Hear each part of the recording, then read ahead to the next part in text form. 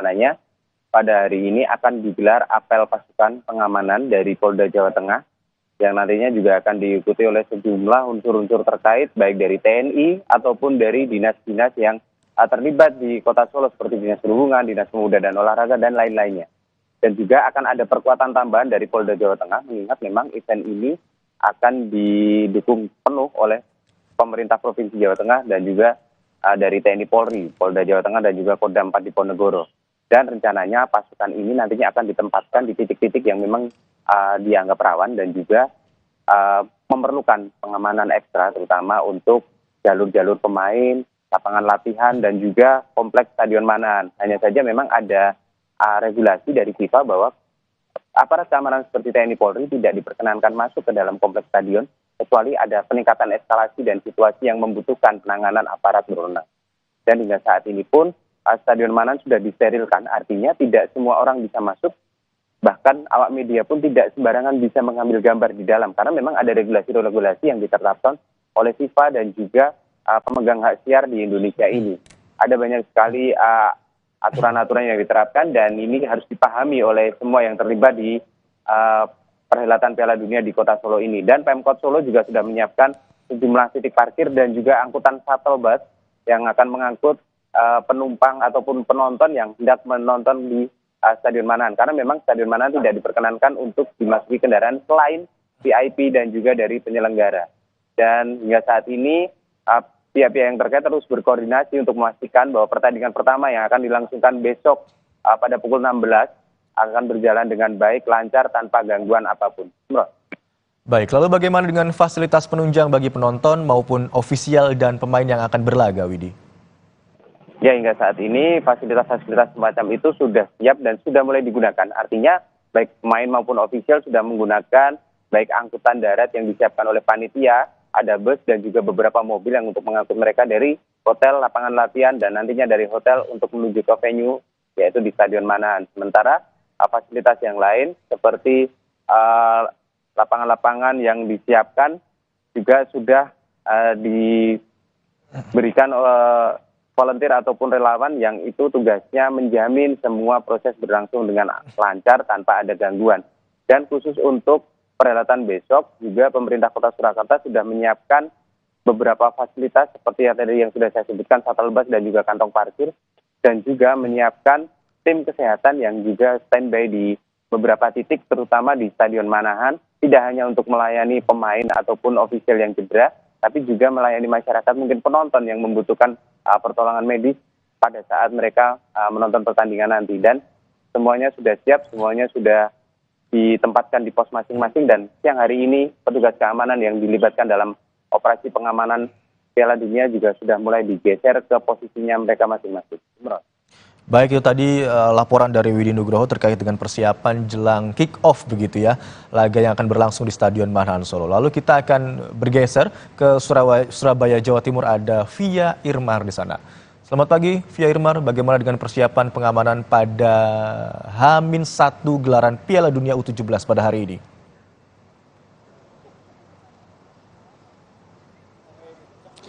Selamat pagi Imron dan juga saudara. Kalau kita melihat jadwal apel pengamanan Piala Dunia U17 FIFA Indonesia 2023 rencananya akan digelar sekitar pukul 6:30 pagi waktu Indonesia Barat di Mapolda Jawa Timur. Namun hingga saat ini masih belum terlihat akan dimulai.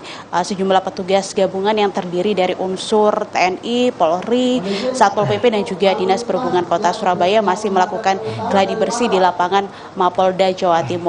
Selama gelaran Piala Dunia U17 FIFA Indonesia 2023 di Surabaya khususnya, rencananya akan disiagakan sekitar lebih dari 3.000 petugas gabungan yang nantinya akan ditempatkan di sejumlah titik terutama yang berkaitan dengan Stadion Gelora Bung Tomo Surabaya menjadi salah satu venue gelaran Piala Dunia U17 FIFA Indonesia 2023. Dan rencananya opening ceremony akan digelar besok Imron dan juga saudara, dan untuk opening kemudian juga gelaran Piala Dunia hingga tanggal 2 Desember 2023 ini akan diterapkan 4 sistem atau 4 lapis pengamanan mulai dari ring 1 hingga ring 4. Dan kalau kita ketahui Imron dan juga saudara, hingga ring 2 ini masyarakat yang akan datang untuk menyaksikan secara langsung Piala Dunia U17 FIFA Indonesia 2023 tidak diperkenankan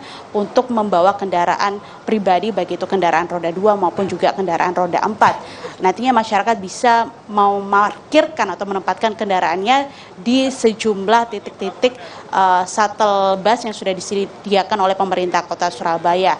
Ada sejumlah shuttle bus yang sudah disediakan bagi masyarakat Kota Surabaya yang berangkat dari arah Surabaya Selatan maupun juga pusat kota Surabaya ini bisa memarkirkan kendaraannya di Terminal Joyoboyo ataupun juga di Balai Kota Surabaya, kemudian bisa naik shuttle bus yang sudah disediakan untuk menuju ke Gelora Bung Tomo Surabaya. Sedangkan untuk masyarakat yang berada di wilayah Surabaya Utara maupun juga Surabaya Barat sudah disediakan titik shuttle bus, salah satunya di antaranya yaitu di Terminal Benowo, kemudian juga di Terminal Tambak Wilangun untuk bisa menuju ke Stadion Gelora Bung Tomo Surabaya.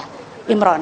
Baik, Via Irmar, segala persiapan telah dilakukan secara maksimal jelang kick-off gelaran Piala Dunia, baik itu di wilayah Anda di Surabaya, di Stadion Gelora Bung Tomo, maupun di lokasi jurnalis Kompas TV Widi Nugroho melaporkan di Stadion Manahan Solo. Terima kasih rekan-rekan atas laporan Anda. Selamat bertugas. Saudara, usai mencopot Anwar Usman, Mahkamah Konstitusi akan menjalankan proses pemilihan baru Ketua MK pada pagi hari ini. Selain itu, Mahkamah Konstitusi kembali menggelar sidang gugatan soal syarat batas usia calon presiden dan wakil presiden.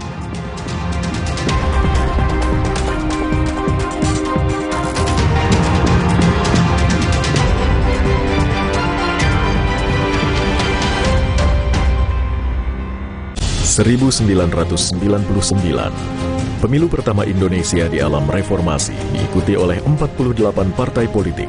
Setelah sebelumnya di masa Orde Baru, kita hanya mengenal 2 partai politik dan 1 golongan karya. Tahun 2004 menandai diawalinya pemilihan presiden dan wakil presiden secara langsung yang diselenggarakan beberapa waktu setelah pemilihan anggota legislatif. Pada pemilu kali ini, untuk pertama kalinya, para pencoblos diharuskan mencelupkan ujung jari di tinta khusus sebagai tanda telah memilih. Di era reformasi ini, jumlah partai politik peserta pemilu dari periode ke periode mengalami perubahan secara dinamis. Kompas TV, Rumah Pemilu, Rumah Indonesia. Baru isi perut, udah kosong lagi. Dikit-dikit, lapar. Barusan jajan, tapi masih lapar. Dikit-dikit, lapar. Sari Gandum dengan gandum utuh dan krim coklat lezat bikin kenyang lebih lama. Sari Gandum, seenak itu, sekenyang itu. Mau mie. Tenang, kan ada mie oven, pilihan lebih sehat. Produksinya di oven, bukan digoreng. Mie-nya kenyal, rasanya lebih enak. Enak, mie oven, sehat, enak lagi. Baru isi perut, udah kosong lagi. Dikit-dikit, lapar. Barusan jajan, tapi masih lapar. Dikit-dikit, lapar. Sari Gandum dengan gandum utuh dan krim coklat lezat bikin kenyang lebih lama. Sari Gandum, seenak itu, sekenyang itu. How are you? Artinya apa kabar? Come, let's Play. Belajar bahasa baru tanda kecerdasannya makin optimal. Enfagrow Essential dengan nutrisi penting dan DHA lebih tinggi, bantu optimalkan kecerdasannya. Ayo main. Come, let's play. Cerdasnya tumbuhkan kebaikannya. Enfagrow Essential. Sayoli terus, enaknya terus. Manis asam, chewy, manis asam, chewy, manis asam, chewy. Sayoli terus, gak nempel di gigi. Slay, olay. Mau mie. Tenang, kan ada mie oven, pilihan lebih sehat. Produksinya di oven, bukan digoreng. Mie-nya kenyal, rasanya lebih enak. Enak, mie oven, sehat, enak lagi. Baru isi perut, udah kosong lagi. Dikit-dikit, lapar. Barusan jajan, tapi masih lapar. Lapar. Sari Gandum dengan gandum utuh dan krim coklat lezat bikin kenyang lebih lama. Sari Gandum, seenak itu, sekenyang itu. Mandi pakai sabun saja, kuman kotorannya masih ada. Baru ProGuard Daily Purifying, si mineral angkat kotoran sampai pori terdalam. Antibacterial Plus lawan 99,9% kuman. Kulit bersih maksimal dengan ProGuard Daily Purifying. Wings Care.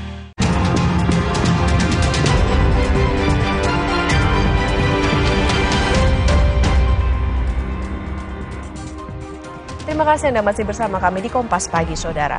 Usai mencopot Anwar Usman, Mahkamah Konstitusi akan menjalankan proses pemilihan baru Ketua MK pagi ini. Sekretaris Jenderal MK Heru Setiawan menjelaskan proses pemilihan untuk menindaklanjuti putusan Majelis Kehormatan MK yang dibacakan 7 November 2023. Menurutnya, proses dimulai pukul 9 pagi lewat musyawarah mufakat sesuai peraturan MK nomor 6 tahun 2023.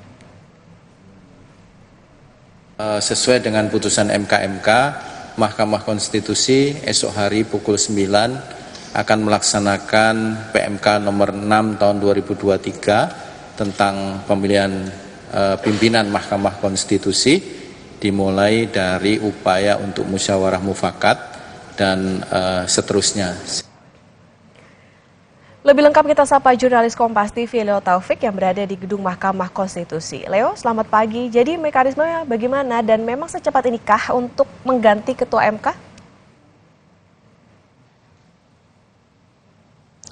Ya, Okta dan saudara, memang pagi ini jadwalkan Mahkamah Konstitusi ini akan melakukan pemilihan pimpinan baru usai Ketua MK Anwar Usman dicopot dari jabatannya berdasarkan putusan Majelis Kehormatan MK. Untuk tata cara pemilihan sendiri telah tertuang dalam Peraturan MK nomor 6 tahun 2023. Pemilihan dilakukan melalui rapat pleno yang tertutup untuk umum dengan metode musyawarah untuk mencapai mufakat. Jika nantinya tidak mencapai mufakat, digelar pemungutan suara antar hakim menggunakan surat suara dan dilakukan secara terbuka. Setiap hakim nantinya yang hadir melingkari nomor urut dari salah satu hakim yang dipilih. Jika tidak, yang bersangkutan dianggap abstain. Sementara hakim yang memperoleh surat suara lebih dari setengah jumlah hakim yang hadir ditetapkan sebagai Ketua MK terpilih. Namun jika hasilnya imbang, pemungutan suara akan dilakukan secara berulang atau kembali dilakukan. Sebelumnya memang Anwar Usman diberhentikan dari jabatannya sebagai Ketua MK karena terbukti melakukan pelanggaran berat kode etik terkait uji materi perkara nomor 90 mengenai batas usia Capres dan Cawapres. Putusan ini diketuk oleh Majelis Kehormatan MK dalam sidang pembacaan putusan etik pada Selasa lalu. Buntut dalam pelanggaran ini, Anwar tidak berhak untuk mencalonkan diri atau dicalonkan sebagai pimpinan MK sampai masa jabatannya sebagai Hakim Konstitusi berakhir. Okta. Ya, Leo, MK kan juga mulai menggelar sidang pemeriksaan perkara nomor 141 mengenai syarat usia Capres-Cawapres. Nah, ini bagaimana prosesnya? Apakah bisa segera diputus untuk memberikan kepastian hukum? Ya, Okta dan saudara, memang MK akan memproses permintaan mahasiswa Universitas NU bernama Brahma Aryana agar uji materi atas putusan 90 tahun 2023 ini tentang syarat batas usia minimal Capres-Cawapres ini kembali diproses tanpa Anwar Usman. Hal ini tertuang dalam perkara nomor 141 tahun 2023. Penggugat meminta frasa yang ditambahkan diubah menjadi berusia paling rendah 40 tahun atau pernah dan atau sedang menduduki jabatan yang dipilih melalui pemilihan kepala daerah pada tingkat provinsi. Namun kemarin MKNK menilai gugatan teranyar ini terhadap batas usia Capres dan Cawapres ini baru akan berlaku pada Pilpres selanjutnya atau Pilpres 2029. MKMK mengklaim aturan main Pilpres 2024 tetap menggunakan Undang-Undang Pemilu yang telah diubah dengan putusan MK nomor 90 tahun 2023. Okta. Baik, terima kasih jurnalis Kompas TV Leo Taufik melaporkan dari Mahkamah Konstitusi Jakarta. Ya, Ya, saudara, laporan dari jurnalis Kompas TV Leo Taufik tadi sekaligus mengakhiri perjumpaan kita di Kompas pagi hari ini. Namun tak lupa kami ingatkan bahwa pemilu akan kita laksanakan 14 Februari 2024. Untuk itu, pastikan tetap mengikuti pengembangannya hanya melalui Kompas TV independen terpercaya. Kami akhiri Kompas pagi hari ini, saya Imron Fadilah. Dan saya Putri Oktaviani, pamit undur diri. Terima kasih, sampai jumpa.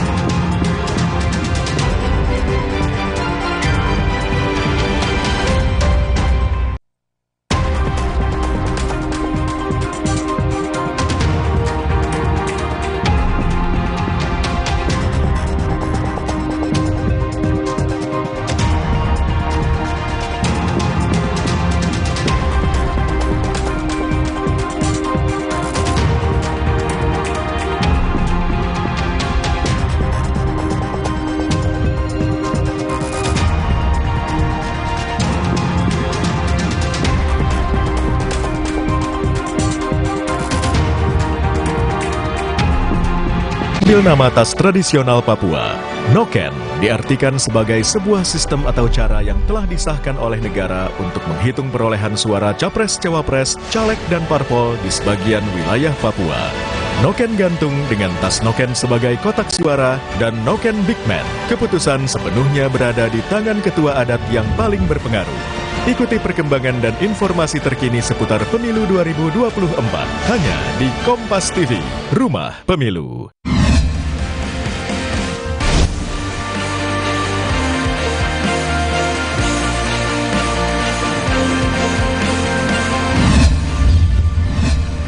Kompas TV, Rumah Pemilu. Usai mencopot Anwar Usman sebagai Ketua Mahkamah Konstitusi, MK akan menjalankan proses pemilihan baru Ketua MK dan juga Wakil Ketua MK.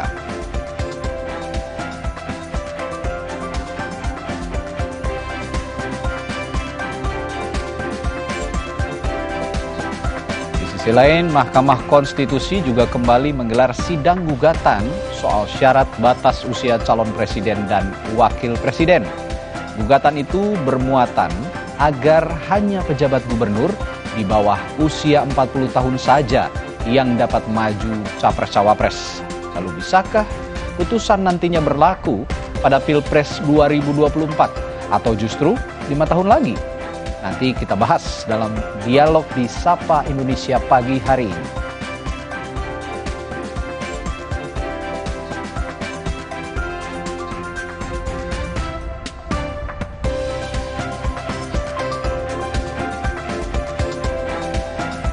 KPK mengajukan surat pencegahan ke luar negeri terhadap 3 pengacara yang juga berstatus saksi dalam kasus dugaan korupsi di Kementerian Pertanian, yakni Febri Diansyah, Rasamala Aritonang, dan Donald Faris.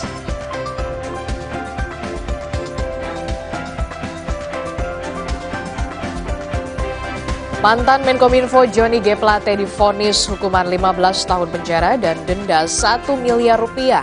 Hakim menyatakan Plate terbukti bersalah melakukan tindak pidana korupsi dalam proyek menara BTS 4G.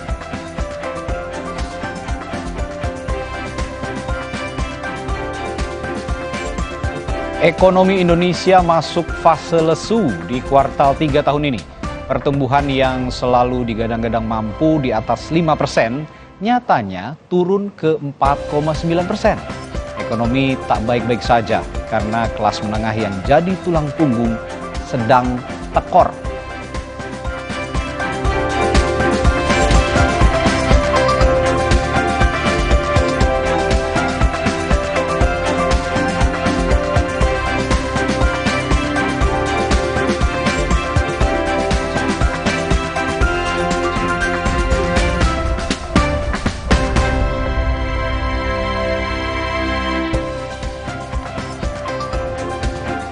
Halo, selamat pagi. pagi. Sapa Indonesia Pagi hadir menemani Anda di hari ini, hari Kamis 9 November 2023. Bersama saya Distila Rasati. Dan saya Radi Saputro, seperti disinggung di sorotan kita yang paling akhir tadi. Ekonomi sedang tidak baik-baik saja. Ya. Saya tanya kawan saya yang kelas menengah atas ini, jadi akhir-akhir ini belanja katanya serba mahal gitu, Dis. Ya, kalau apa-apa ini serba mahal ya, lalu kemudian pendapatannya ini nggak naik-naik, gaji juga nggak naik-naik. Gajinya nggak ya. naik gitu ya. Gimana nggak dibilang tekor, kondisinya emang sekarang sedang seperti ini. Ya. Yang kemudian jadi pertanyaannya adalah kalau kelas menengah saja bisa saja tekor, bagaimana kemudian untuk golongan rentan ataupun miskin? Ini tentu saja jadi tantangan presiden terpilih nanti di 2024. Sekali. Kita akan menghadapi pemilihan pemimpin negara kita tercinta ini, Republik Indonesia di 2024 nanti, diharapkan bisa memberikan ide dan juga gagasan ketimbang ya riuh-riuh politik yang di luar konteks ide dan gagasan gitu ya. Ya. Karena memang sorotan ekonomi ini menjadi penting ketika Indonesia baru pulih saja dari pandemi begitu ya, baru saja pulih dari pandemi, lalu juga ingin mencapai bonus demografi di tahun 2045 mendatang. Jadi fondasinya harus dimulai dari sekarang. Oke. Itu banyak dirintis oleh kalangan menengah yang sekarang dibilang tadi sedang tekor. Sedang tekor ya. Nah, kalau kita berbicara soal Pilpres nih, kita belum saja akan baru mau Pilpres, tapi nasib Pilpres ini ada di tangan MK. Seperti Kenapa? judul di hari Iya, Kompas betul. Karena MK ini mulai menyidangkan pengujian kembali aturan soal batas usia capres dan juga cawapres.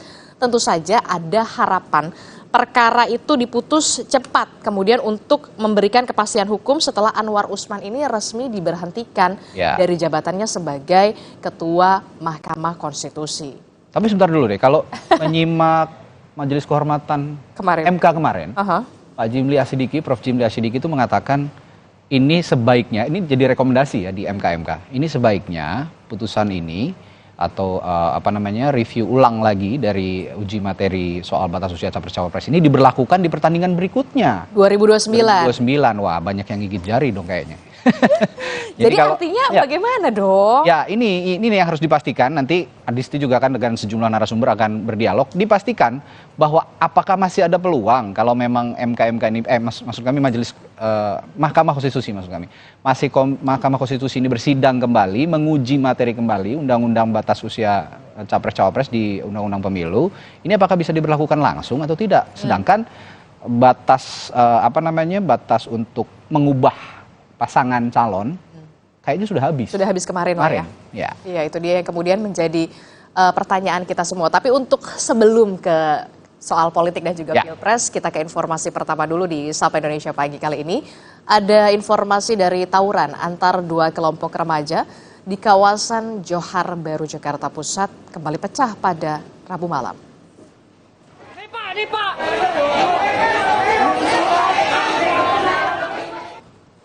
Bak di medan perang, saudara, dua kelompok remaja terlibat aksi saling serang di Kampung Rawasawah, Johar Baru, Jakarta Pusat. Menggunakan batu, kayu, hingga senjata tajam, dua kelompok remaja yang hanya berbeda gang ini terus berupaya melancarkan aksi serangan ke arah lawan.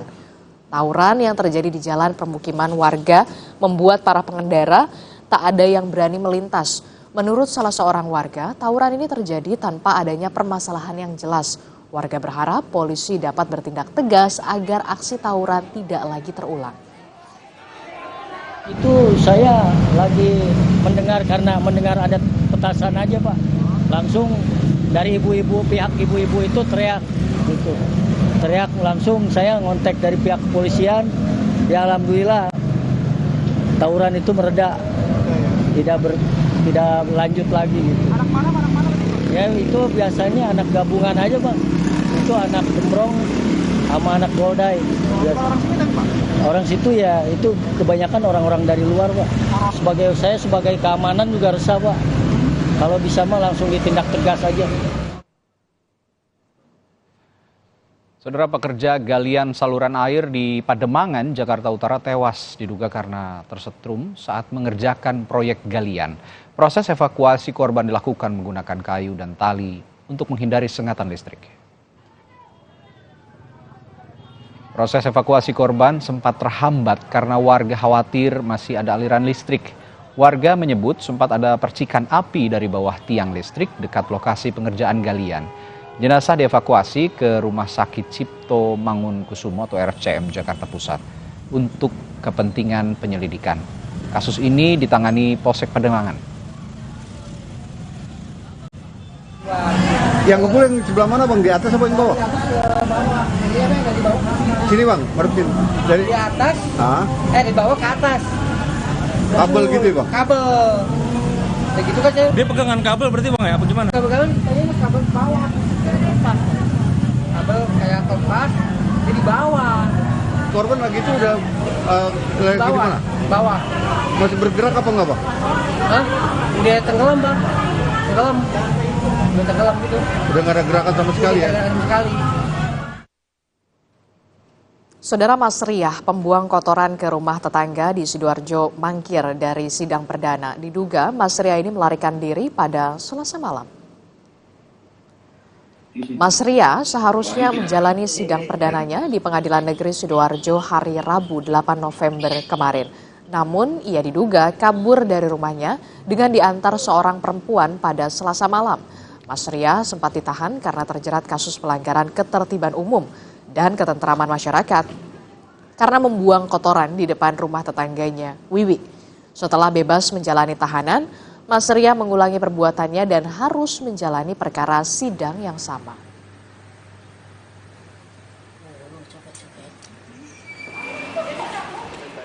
Sementara, Satpol PP meminta Mas Riah hadir untuk mempertanggungjawabkan perbuatannya. Jika dalam 3 kali tidak kunjung datang, Satpol PP dibantu kepolisian akan melakukan pemanggilan paksa kepada Mas Riah. Dalam kasus ini, Mas Riah terancam hukuman penjara selama 3 bulan dan denda 50 juta rupiah. Jadwal ulang. Jadi di jadwal ulang kita membuat panggilan baru lagi untuk di hari Rabu depan. Jadi ini seperti ini kita ulang sampai 3 kali. Jadi ketika nanti sudah yang ketiga tidak hadir pun, jadi nanti sudah menjadi atensi yang lebih tinggi. Jadi nanti kita tetap koordinasi dengan teman-teman pengadilan bagaimana cara mengambil videonya seperti itu. Ke sorotan lainnya, saudara, usai mencopot Anwar Usman sebagai Ketua Mahkamah Konstitusi, MK akan menjalankan proses pemilihan baru Ketua MK pagi ini. Sekretaris Jenderal MK Heru Setiawan menjelaskan proses pemilihan untuk menindaklanjuti putusan Majelis Kehormatan MK yang dibacakan pada 7 November 2023. Menurutnya proses dimulai pukul 9 pagi ini lewat musyawarah mufakat sesuai peraturan MK nomor 6 tahun 2023.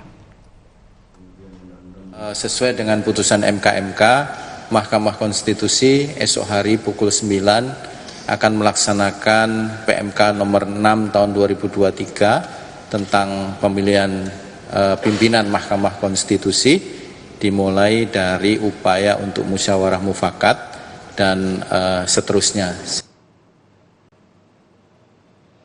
Pasca dicopot sebagai Ketua MK karena terbukti melakukan pelanggaran berat kode etik Hakim Konstitusi, Anwar Usman menyatakan pantang mundur sebagai hakim usai disanksi oleh Majelis Kehormatan MK. Anwar Usman merasa sudah difitnah dan disudutkan oleh sejumlah pihak. Ia menyatakan harkat dan martabatnya sebagai hakim tercoreng. Sebelumnya, Selasa kemarin Majelis Kehormatan MK menjatuhkan sanksi untuk Anwar Usman. Hal ini terjadi khususnya akibat benturan kepentingan dalam uji perkara nomor 90 tahun 2023 tentang syarat usia capres dan cawapres.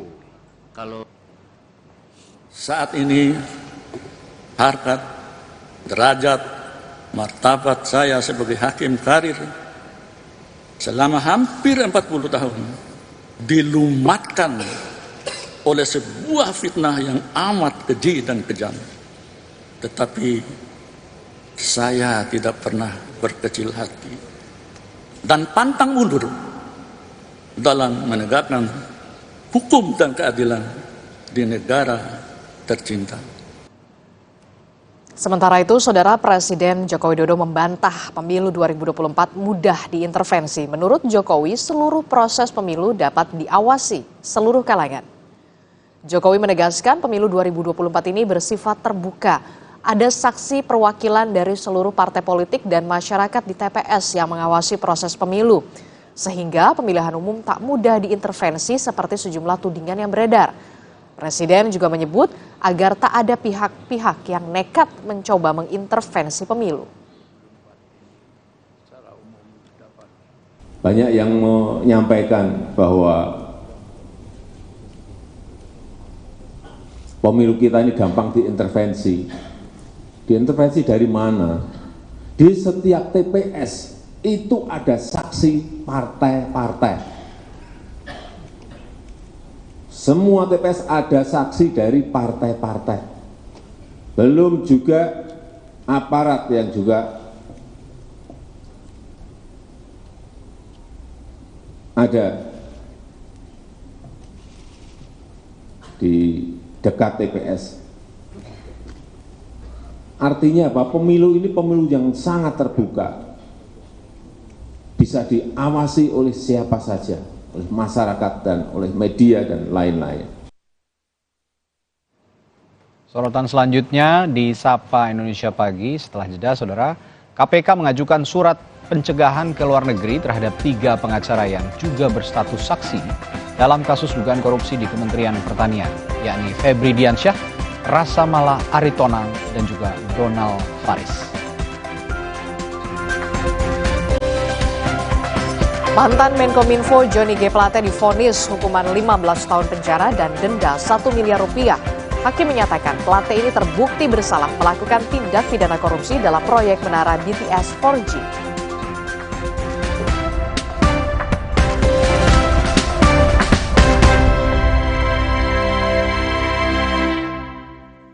Mineral 100% bebas BPA, aman untuk anak dan keluarga. Ciri galon bebas BPA, bening transparan, ditandai kode segitiga nomor 1.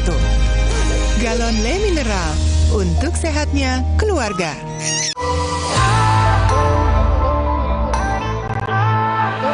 Siapkan diri untuk pencapaian luar biasa dan lewati batasmu. Stargazer X, unleash the X in you. Tempo Scan Group. Bukan nama sebuah majalah. Banyak yang mengira kami hanya memproduksi produk farmasi. Faktanya, kami juga memproduksi produk konsumen, produk nutrisi, dan kosmetik. Ekuitas merek kami telah menjadi market leader. Tempo Scan juga memiliki belasan fasilitas produksi yang tersebar di berbagai wilayah Indonesia. Hampir semua produk kami diproduksi di dalam negeri. Jaringan distribusi kami mampu menjangkau seluruh wilayah kepulauan Indonesia dan Malaysia, Thailand, Filipina, bahkan Afrika, menghadirkan produk-produk berkualitas dengan harga terjangkau. Selama 70 tahun membangun integrated business ecosystem berkat kerja keras dan dedikasi 12.000 karyawan Temposcan.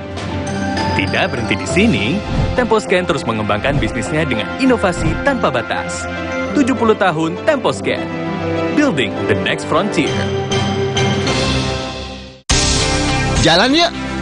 Usia nambah, gerak susah ya. Kesehatan sendi harus diperhatikan. Rajin gerak badan tak berlebihan. Bila perlu, minum Wellmove. Diproduksi dengan teknologi modern, higienis, dan halal. Wellmove, bergerak itu nikmat. Untuk membantu atasi capek, pegal, dan nyeri otot, pakai Hotin Cream. Kalau untuk meredakan nyeri sendi, rematik dan keseleo, nah, itu pakai Hotin DCL baru. Bahan aktif DCL-nya efektif mengobati rematik, linu, dan nyeri sendi. Hotnya Hotin banget deh. Galon Le Mineral 100% bebas BPA, aman untuk anak dan keluarga. Ciri galon bebas BPA, bening transparan, ditandai kode segitiga nomor 1. Galon Le Mineral, untuk sehatnya keluarga.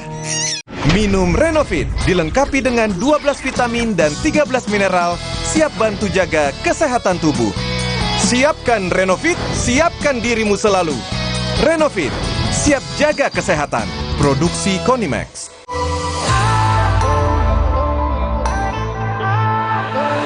Siapkan diri untuk pencapaian luar biasa dan lewati batasmu. Stargazer X, unleash the X in you. di setiap sentuhan ibu ada kelembutan dan kekuatan. Seperti saat lawan batuk dan pilek, Anaconidin, efektif redakan batuk dan pilek si kecil, aman diminum sesuai anjuran. Anaconidin, efektif lawan batuk pilek si kecil. Produksi Konimax. Galon Le Mineral 100% bebas BPA. Aman untuk anak dan keluarga. Ciri galon bebas BPA, bening transparan, ditandai kode segitiga nomor 1. Galon Le Mineral, untuk sehatnya keluarga.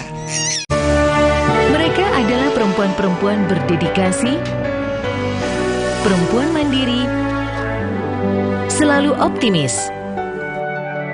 Buat kesehatan, mereka percaya tolak angin yang teruji ilmiah. Untuk menjaga daya tahan tubuh, biar gak gampang sakit, pergi kemanapun, aku selalu minum tolak angin. Minum tolak angin setiap hari. Mencintai Indonesia.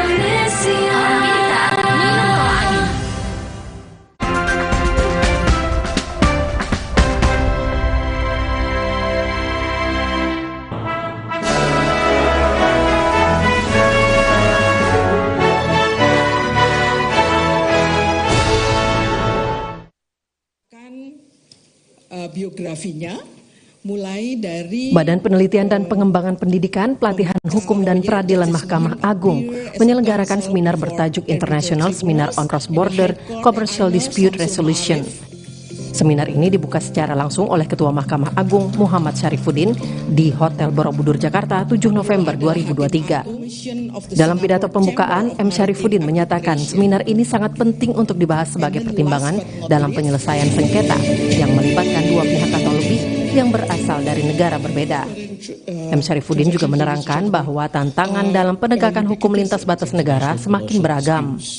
Untuk itulah dalam seminar ini membahas berbagai jenis permasalahan hukum lintas batas seperti hukum perdagangan, hukum lingkungan hidup, hukum perbatasan negara, dan hukum investasi.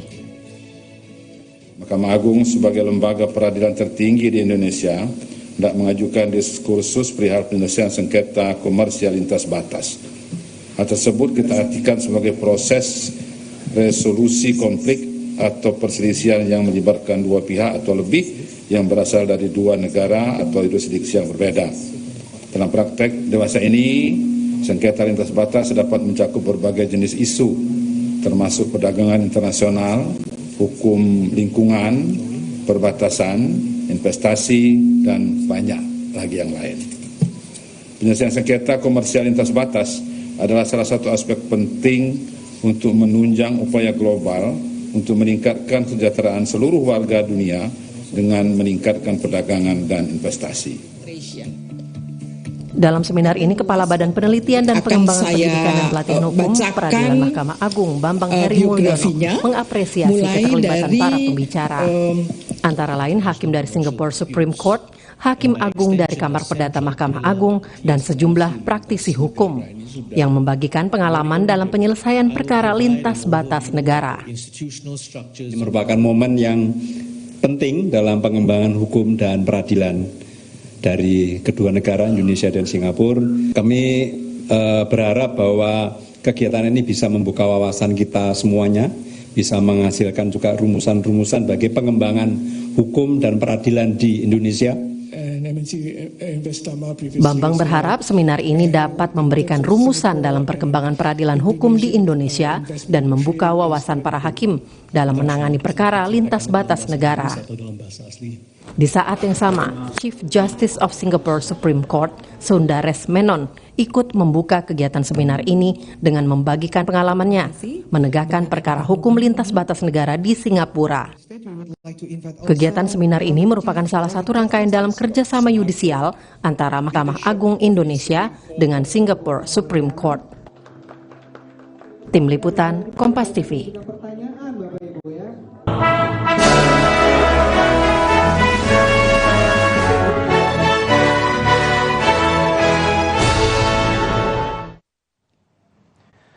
Mantan Menkominfo Saudara Johnny G. Plate dihukum atau divonis hukuman penjara 15 tahun dan denda 1 miliar rupiah.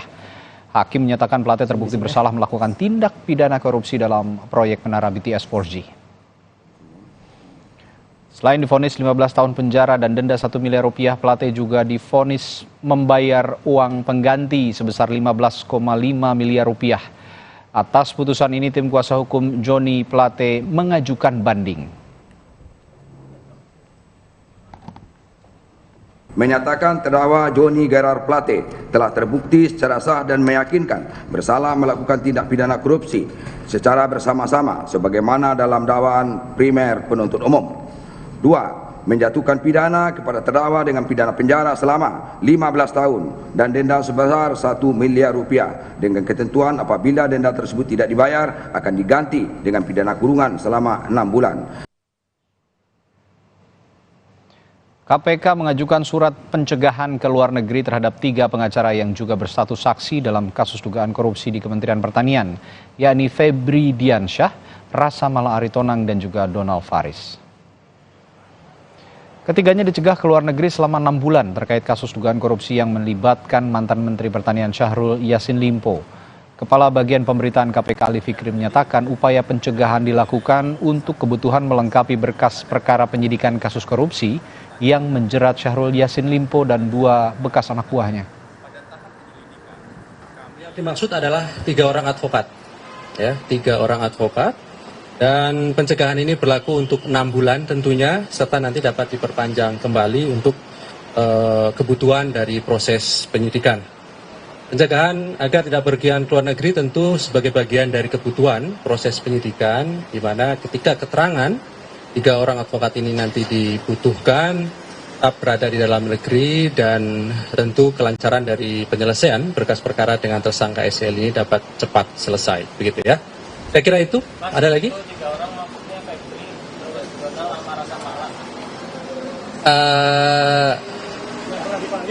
Yang pernah dipanggil dan diperiksa. Ya, oke. Dalam pesan singkatnya, Febri Diansyah yang juga pernah menjadi juru bicara KPK ini menyatakan terkait pencegahannya ke luar negeri. Ia mengatakan, saya belum dapat memberitahuannya secara resmi, tapi yang bisa kami pastikan, kami tentu menjalankan tugas sebagai advokat dengan itikat baik dan profesional. Jika ada keterangan yang dibutuhkan dari kami sebagai advokat, pasti kami akan datang ke KPK.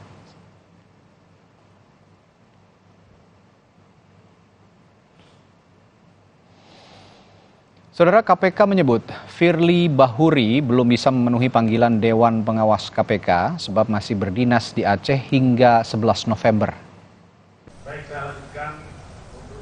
Kabag Pemberitaan KPK Ali Fikri menjelaskan Firly punya rangkaian kegiatan yang padat hingga hari Sabtu mendatang sehingga berhalangan hadir untuk menjalani pemeriksaan oleh Dewan Pengawas KPK. Menurut Ali Fikri, masing-masing KPK telah memiliki tugas dan yang telah dijadwalkan sejak jauh hari, termasuk Firly. Ia menjelaskan sejumlah agenda pimpinan KPK lainnya mulai dari Yohanes Tanak hingga Nurul Gufron yang bertepatan dengan agenda di Aceh. Tentu semuanya sudah teragenda sebelumnya, dan ini bagian dari proses tugas pokok fungsi KPK juga, saya kira ya. Daerah, seluruh pimpinan semuanya sama memiliki jadwal.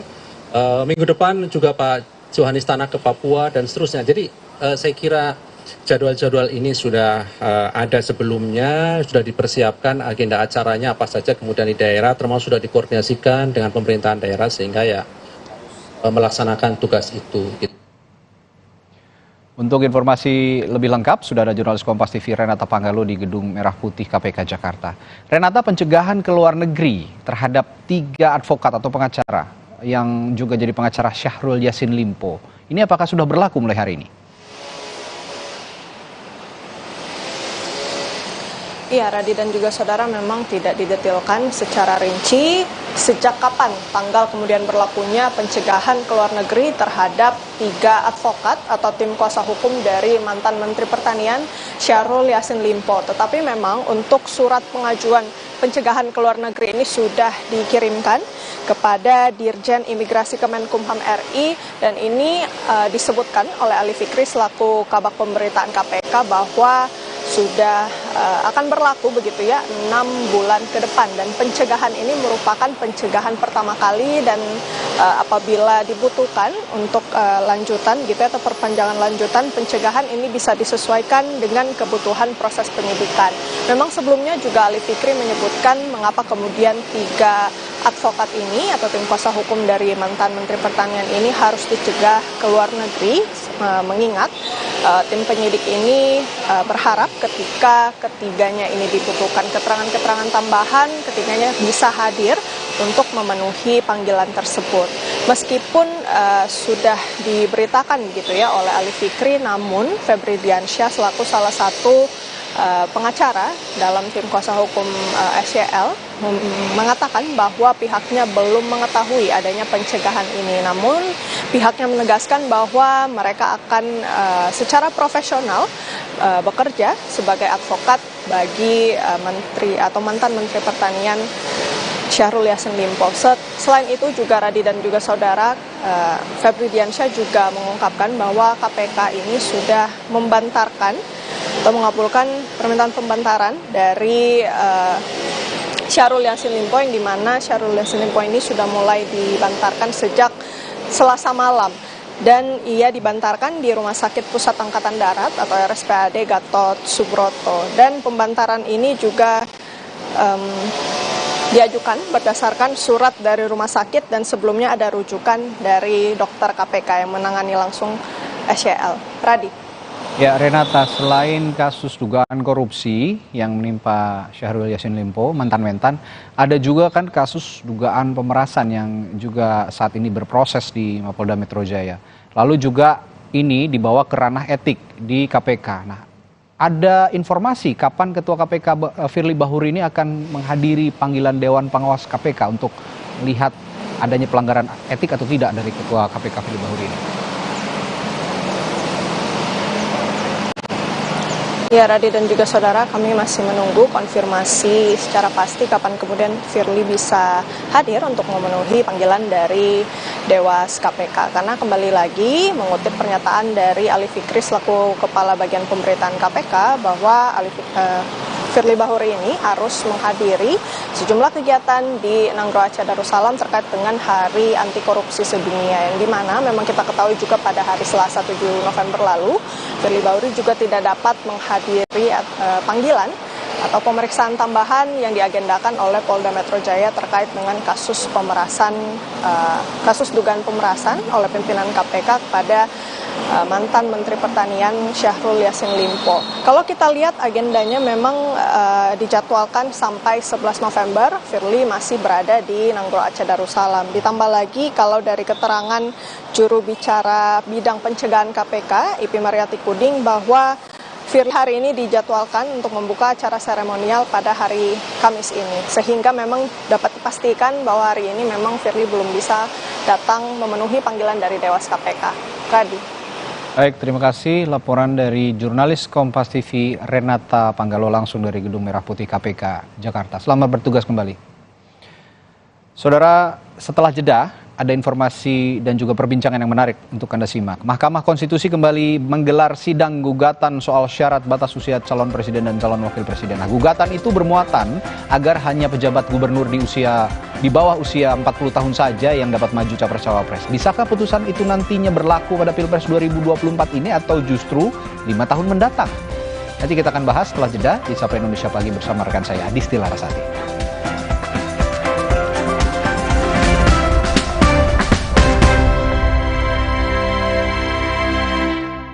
Tempo Scan Group bukan nama sebuah majalah. Banyak yang mengira kami hanya memproduksi produk farmasi. Faktanya, kami juga memproduksi produk konsumen, produk nutrisi, dan kosmetik. Ekuitas merek kami telah menjadi market leader. Tempo Scan juga memiliki belasan fasilitas produksi yang tersebar di berbagai wilayah Indonesia. Hampir semua produk kami diproduksi di dalam negeri. Jaringan distribusi kami mampu menjangkau seluruh wilayah kepulauan Indonesia dan Malaysia, Thailand, Filipina, bahkan Afrika. Menghadirkan produk-produk berkualitas dengan harga terjangkau. Selama 70 tahun membangun integrated business ecosystem berkat kerja keras dan dedikasi 12.000 karyawan Temposcan. Tidak berhenti di sini, Temposcan terus mengembangkan bisnisnya dengan inovasi tanpa batas. 70 tahun Temposcan. Building the next frontier. Omehar, minyak ikan pilihan dari laut dalam. Omehar, suplemen omega 3 esensial. Dalam mini kapsul, lebih mudah ditelan. Diproses dengan teknologi modern di Amerika. Bantu pelihara kesehatan tubuh kini dan nanti. Pak, ada kurma? Yakin cari kurma, Bu? Kan bukan Ramadan. Sari kurma Arab? Yakin ada di Sari Kurma TJ. Baik diminum kapan aja. Dipanen di Arab, dikemas di Indonesia. Sari Kurma TJ. Enak, halal. Yakin. Galon Le Mineral 100% bebas BPA. Aman untuk anak dan keluarga. Ciri galon bebas BPA, bening transparan, ditandai kode segitiga nomor 1. Galon Le Mineral, untuk sehatnya keluarga. Antangin JRG dengan jahe, royal jelly, ginseng, bantu meredakan gejala masuk angin dan menghangatkan bangsa Indonesia. Antangin JRG. WC 12 angine. Di setiap sentuhan ibu ada kelembutan dan kekuatan. Seperti saat lawan batuk dan pilek, Anaconidin. Efektif redakan batuk dan pilek si kecil, aman diminum sesuai anjuran. Anaconidin, efektif lawan batuk pilek si kecil. Produksi Konimax. Ini saatnya untuk tunjukin keunikan lo. Ini waktunya untuk jalani hidup dengan maksimal. Because we know that This is us. Wuling Alphest, style and innovation in one SUV. Halo Wuling. Galon Le Mineral 100% bebas BPA. Aman untuk anak dan keluarga. Ciri galon bebas BPA, bening transparan, ditandai kode segitiga nomor 1. Galon Le Mineral, untuk sehatnya keluarga. Untuk meringankan batuk, cukup Konidin obatnya. Bekerja sebagai antitusif, ekspektoran, dan antihistamin. Bekerja efektif meringankan batuk. Urusan batuk, ingat Konidin. Produksi Konimax.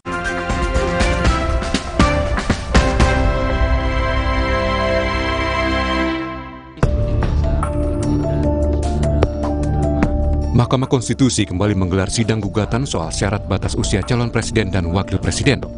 Sidang syarat usia capres-cawapres di bawah 40 tahun itu diajukan oleh mahasiswa Fakultas Hukum Universitas Nahdlatul Ulama Indonesia, Brahma Aryana. Gugatan itu bermuatan agar hanya pejabat gubernur di bawah usia 40 tahun saja yang dapat maju capres-cawapres. Artinya kepala daerah selain level gubernur yang belum berusia 40 tahun tidak dapat maju dalam ajang Pilpres. Hal ini mendapat tanggapan dari Ketua Majelis Kehormatan MK Jimli Asyidiki yang menilai jika gugatan mahasiswa Universitas Nahdlatul Ulama dikabulkan oleh MK, maka akan berlaku untuk pemilu tahun 2029 karena tahapan pemilu 2024 sudah bergulir. Nanti itu dikabulkan, bisa aja dikabulkan karena dia ada hak ingkar, dia minta supaya hakimnya cuma 8. Maka komposisi pengambilan keputusan bisa berubah. Tetapi ya kan, aturan main mengenai pemilu ini, pemilunya sudah jalan sekarang ini, pilpresnya sudah berlangsung. Makanya putusan aturan main itu, ya kalau prosesnya sudah jalan, pertandingan sudah dimulai, ya harus diberlakukan untuk pertandingan berikutnya. Jadi kalau nanti ada perubahan lagi undang-undang sebagaimana diajukan oleh mahasiswa itu berlakunya nanti 2029. Sebelumnya, polemik putusan batas usia capres berbuntut pada pencopotan Anwar Usman sebagai ketua MK. Namun, Anwar Usman merasa sudah difitnah dan disudutkan oleh berbagai pihak. Ia menyatakan harkat dan martabatnya sebagai hakim tercoreng. Anwar juga pantang mundur sebagai hakim konstitusi. Saat ini, harkat, derajat, martabat saya sebagai hakim karir selama hampir 40 tahun dilumatkan oleh sebuah fitnah yang amat keji dan kejam. Tetapi saya tidak pernah berkecil hati dan pantang mundur dalam menegakkan hukum dan keadilan di negara tercinta. Dalam sidang perdana gugatan baru usia capres-cawapres, penggugat diminta memperbaiki permohonannya. Namun penggugat meminta majelis hakim mempercepat pembacaan putusan gugatan ini karena ingin mendapat kepastian hukum soal legitimasi pemilu pasca sanksi etik terhadap Anwar Usman. Tim Liputan, Kompas TV. 1 Lebih jelas, apa sebenarnya harapan penggugat yang meminta Mahkamah Konstitusi menyidangkan lagi soal batas usia Capres-Cawapres? Lalu apa dampak dari politik putusan MK sebelumnya dikaitkan dengan pencopotan Anwar Usman sebagai Ketua MK? Saat ini kita sudah bersama dengan kuasa hukum penggugat batas usia Capres-Cawapres, sudah ada Victor Santoso Tandiasa. Selamat pagi. Selamat pagi. Mas Victor. Selamat pagi. Oke, selain di studio juga ada narasumber kita melalui sambungan Zoom. Ada ahli hukum tata negara Universitas Andalas, sudah ada Mas Ferry Amsari dan juga pengamat politik Indonesia Political Review, Kang Ujang Komarudin. Selamat pagi, Mas Ferry, Kang Ujang. Selamat pagi, Mbak Disti.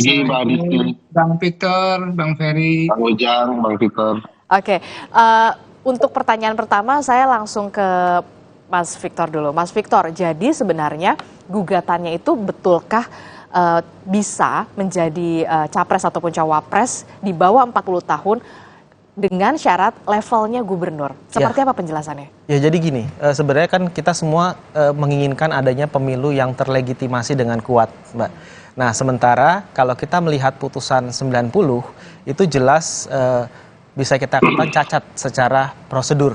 Artinya saat untuk melakukan memutus putusan itu, baik dari pemeriksaannya pun itu sudah cacat gitu, dan itu terbukti dengan putusan MK kemarin nomor 2 tahun 2023.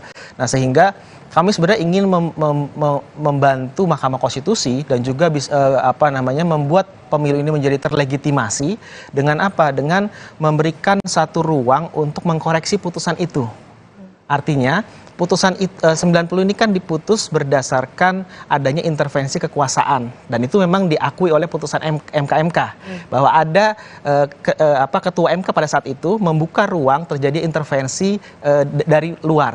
Nah sehingga kami sebenarnya menghendaki ada putusan yang benar-benar sesuai dengan hati nurani hakim tersebut untuk memutus. Salah satunya? Salah satunya putusan 141 inilah kita menginginkan ruang itu. Jadi kita menginginkan agar putusan 90 itu kemudian dikoreksi ulang melalui perkara 141 kita.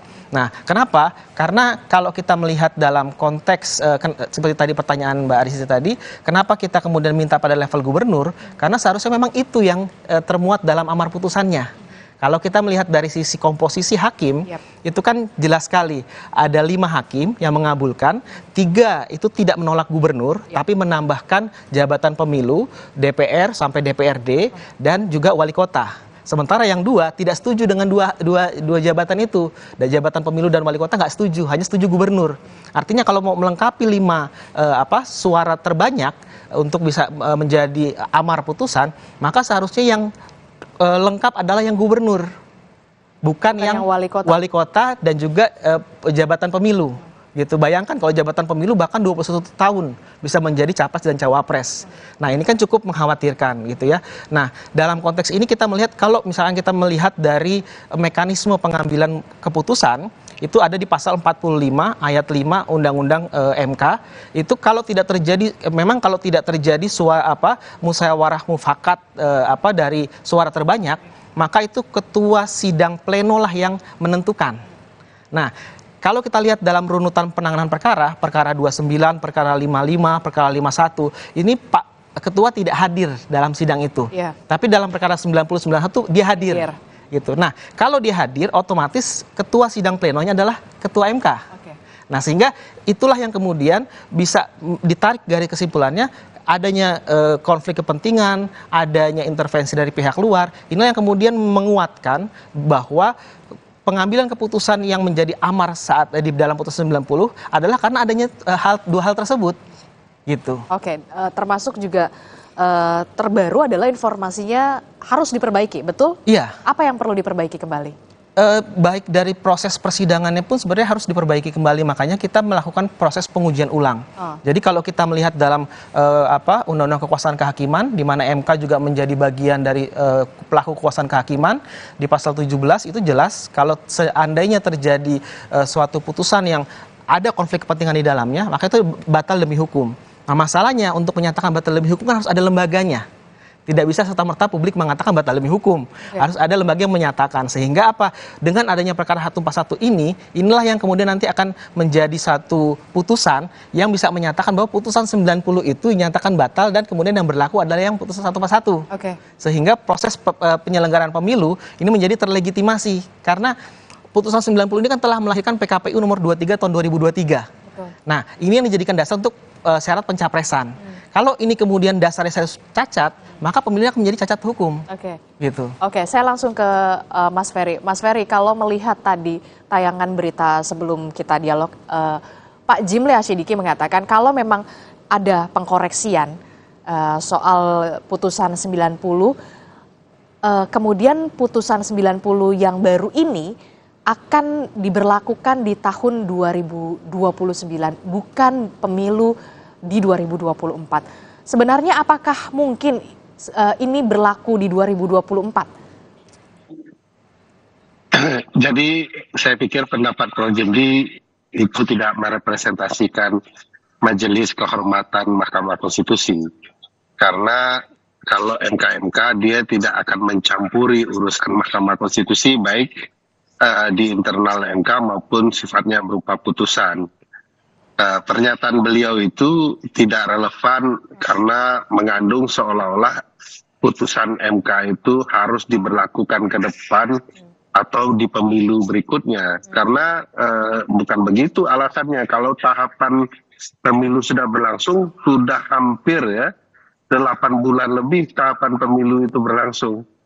Putusan 90 dijatuhkan juga saat tahapan pemilu berlangsung. Tapi kalau alasannya dikatakan Prof. Jimli adalah dikhawatirkan bisa menimbulkan kekacauan pemilu. Menurut Anda, sense? Kalau putusan 90 lebih kacau lagi dalam tahapan pemilu. Jadi tidak relevan alasan beliau itu karena bukankah MK dibentuk untuk memperbaiki kekacauan yang ditimbulkan putusan 90.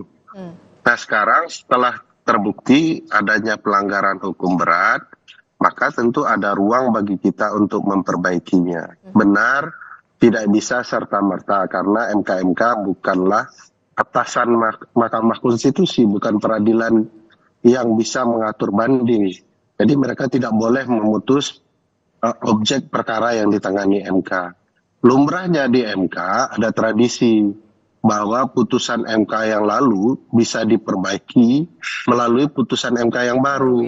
Nah sekarang kan yang diajukan oleh teman-teman 141 ini, Mas Victor dan teman-teman, kan berupaya menjelaskan bahwa putusan 90 itu bermasalah karena ada alasan yang baru nih, yaitu putusan MK.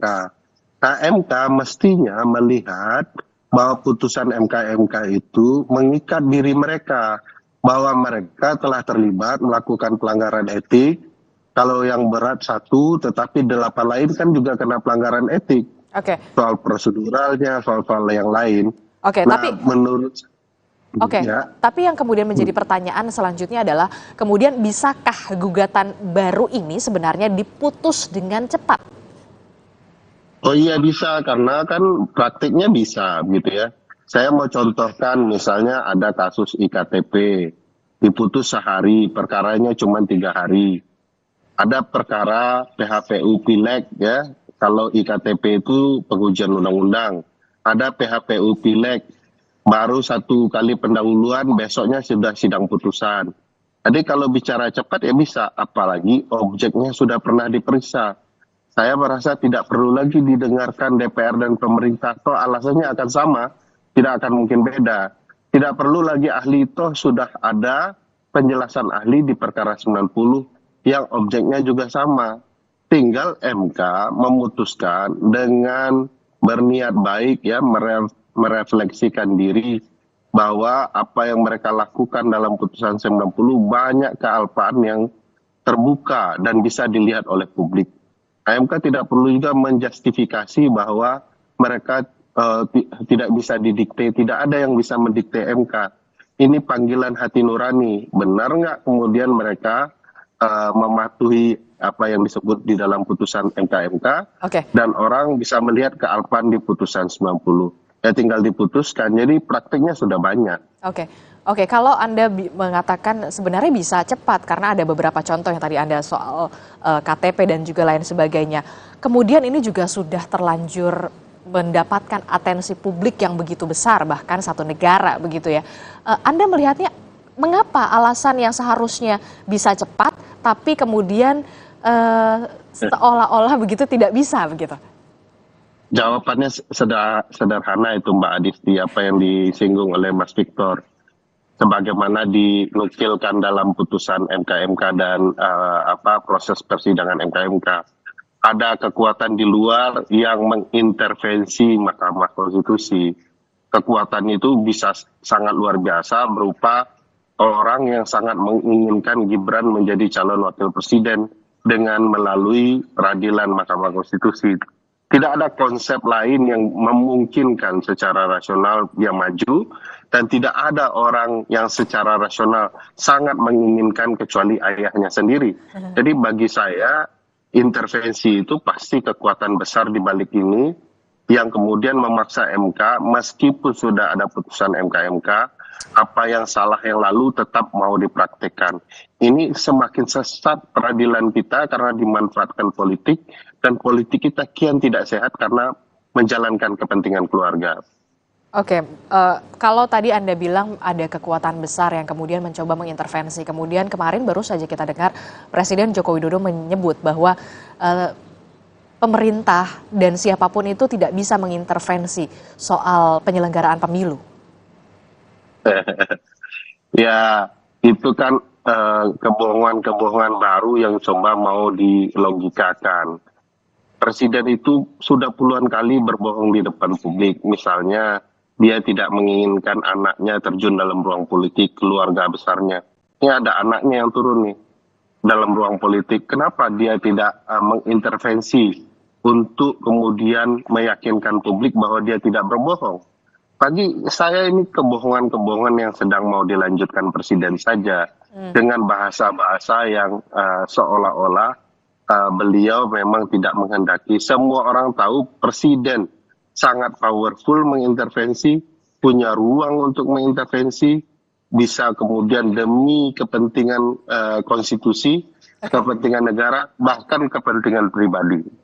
Oke, baik. Kang Ujang kalau mendengar pernyataan dari Mas Ferry ini, apa yang bisa Anda baca dari kacamata Anda soal politik di Indonesia, apalagi kemudian ini bisa dikatakan mendapatkan atensi publik yang begitu besar.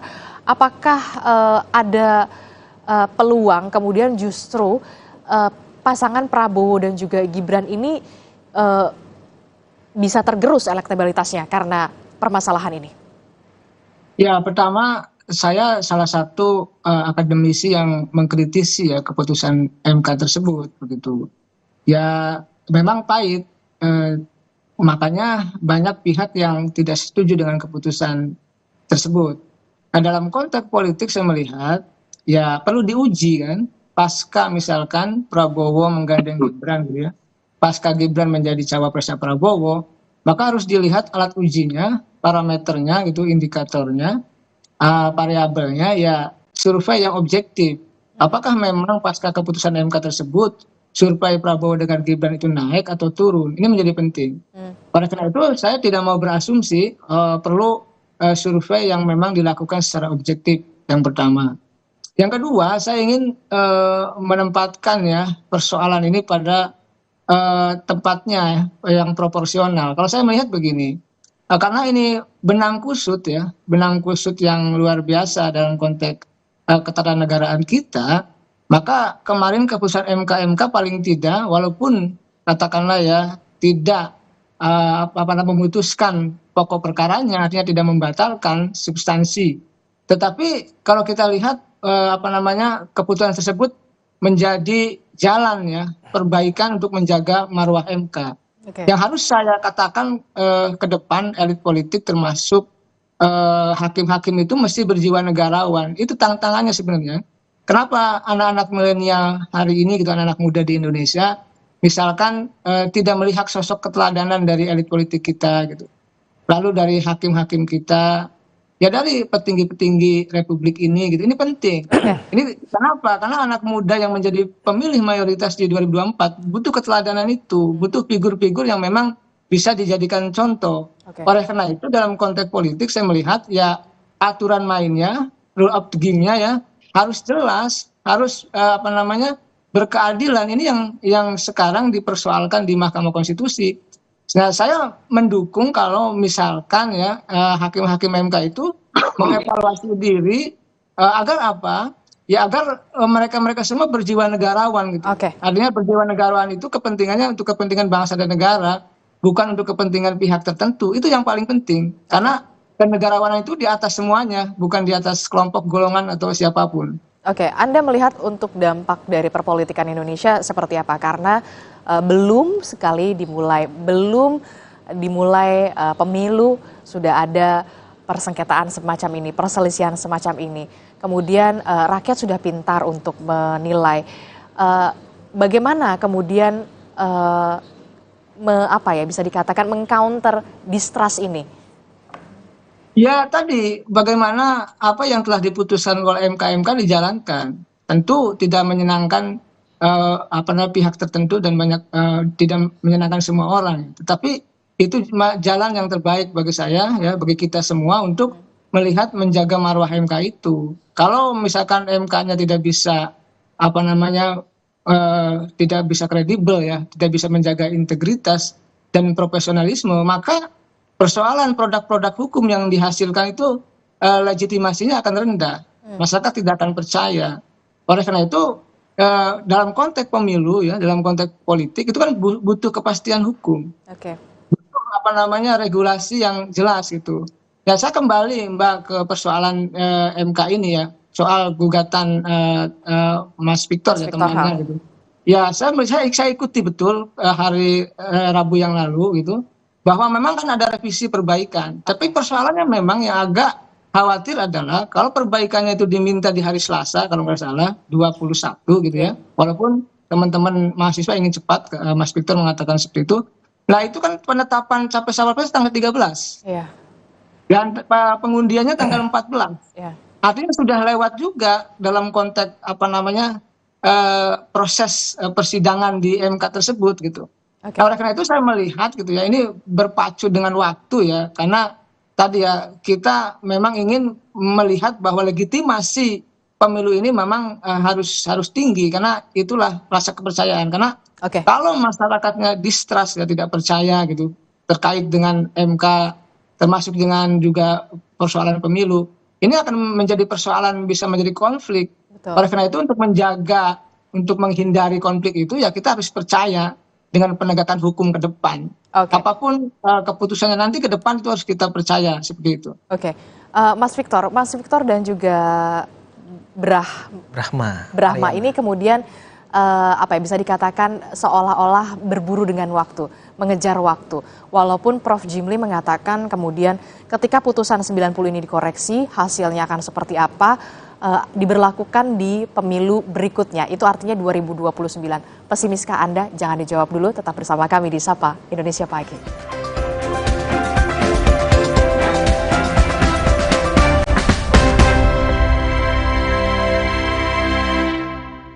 Antangin JRG dengan jahe, royal jelly, ginseng, bantu meredakan gejala masuk angin dan menghangatkan bangsa Indonesia. Antangin JRG. Wes, bablas angine. Galon Le Mineral 100% bebas BPA. Aman untuk anak dan keluarga. Ciri galon bebas BPA, bening transparan, ditandai kode segitiga nomor 1. Galon Le Mineral, untuk sehatnya keluarga. Di setiap sentuhan ibu ada kelembutan dan kekuatan. Seperti saat lawan batuk dan pilek, Anaconidin. Efektif redakan batuk dan pilek si kecil, aman diminum sesuai anjuran. Anaconidin, efektif lawan batuk pilek si kecil. Produksi Konimax. PT Hyundai Motors Indonesia telah menyerahkan 148 kendaraan Hyundai berupa Ioniq 5, Ioniq 6, Palisade, Creta, dan Stargazer.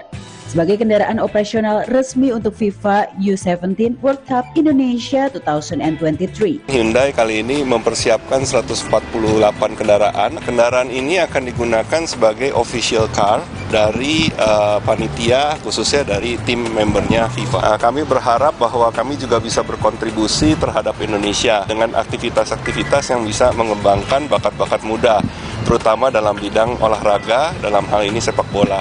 Hyundai juga menggelar rangkaian kegiatan bertajuk Empowering Camps of Tomorrow, di mana masyarakat bisa mengikuti kegiatan special test drive mulai 19 Oktober sampai 23 November 2023, serta berkesempatan memenangkan tiket dan paket perjalanan untuk menonton pertandingan FIFA U17 World Cup Indonesia 2023. Di tanganmu, botol plastik bekas bisa jadi baru lagi, seperti tas, baju, hingga sepatu ini.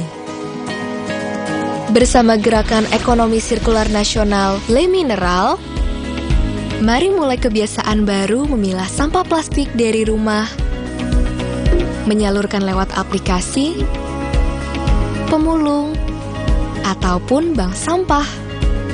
Sampah plastikmu memberi nilai tambah untukmu dan juga untuk mereka.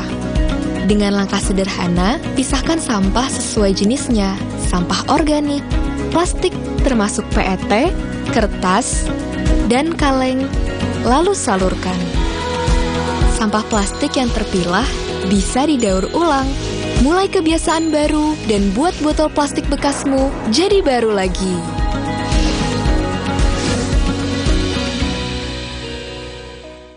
Engkong, bagus buat propo. Sidang muncul natural Sari Kunyit Plus dengan zat aktif kurkumin dan black pepper diproses dengan suhu rendah agar zat aktifnya terjaga. Lebih cepat atasi masalah lambung, daya tahan tubuh kuat. Sidang muncul natural Sari Kunyit Plus. Good. Galon Le Mineral 100% bebas BPA, aman untuk anak dan keluarga. Ciri galon bebas BPA, bening transparan, ditandai kode segitiga nomor 1.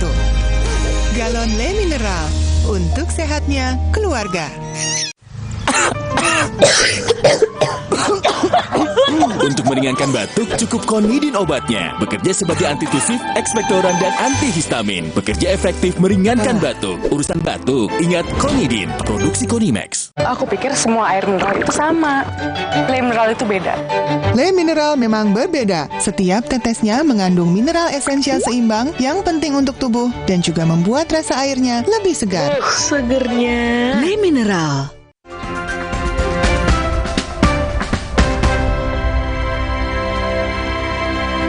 Terima kasih Anda masih bersama kami di Sapa Indonesia Pagi. Saudara, kami masih melanjutkan dialog kita di pagi hari ini bersama dengan Mas Victor selaku kuasa hukum dari penggugat. Kemudian juga ada Mas Ferry Amsari dan juga ada Kang Ujang Komarudin. Saya ke Mas Victor dulu. Mas Victor, ini kan tadi disebutkan kemudian seharusnya memang bisa cepat prosesnya. Tapi kemudian Prof. Jimli mengatakan ketika putusan ini nanti dirubah atau dikoreksi begitu, nah hasil putusan 90 ini baru bisa diberlakukan di pemilu berikutnya. Apakah Anda masih optimis? Kami sebenarnya punya niat baik ya untuk bisa memberikan MK ruang untuk membangun kepercayaan publik. Karena kalau tidak seperti itu maka nanti bagaimana nasib perselisihan hasil pemilihan umum yang kemudian masih dinaungi dengan ketidakpercayaan publik yang begitu besar sampai saat ini. Dan terkait dengan pernyataan Prof. Jimli, memang saya juga sebenarnya cukup sedikit menyesalkan. Kenapa? Karena harusnya itu tidak keluar dari seorang ketua MK, karena bukan ruangnya itu untuk kemudian menyimpulkan bahwa putusan ini akan berlaku ke depan. Karena dalam beberapa praktek putusan MK juga bisa berlaku surut bahkan gitu. Nah, kalau dalam konteks pesimis atau optimis, kami tentunya tetap harus optimis dalam menangani perkara ini. Karena apa?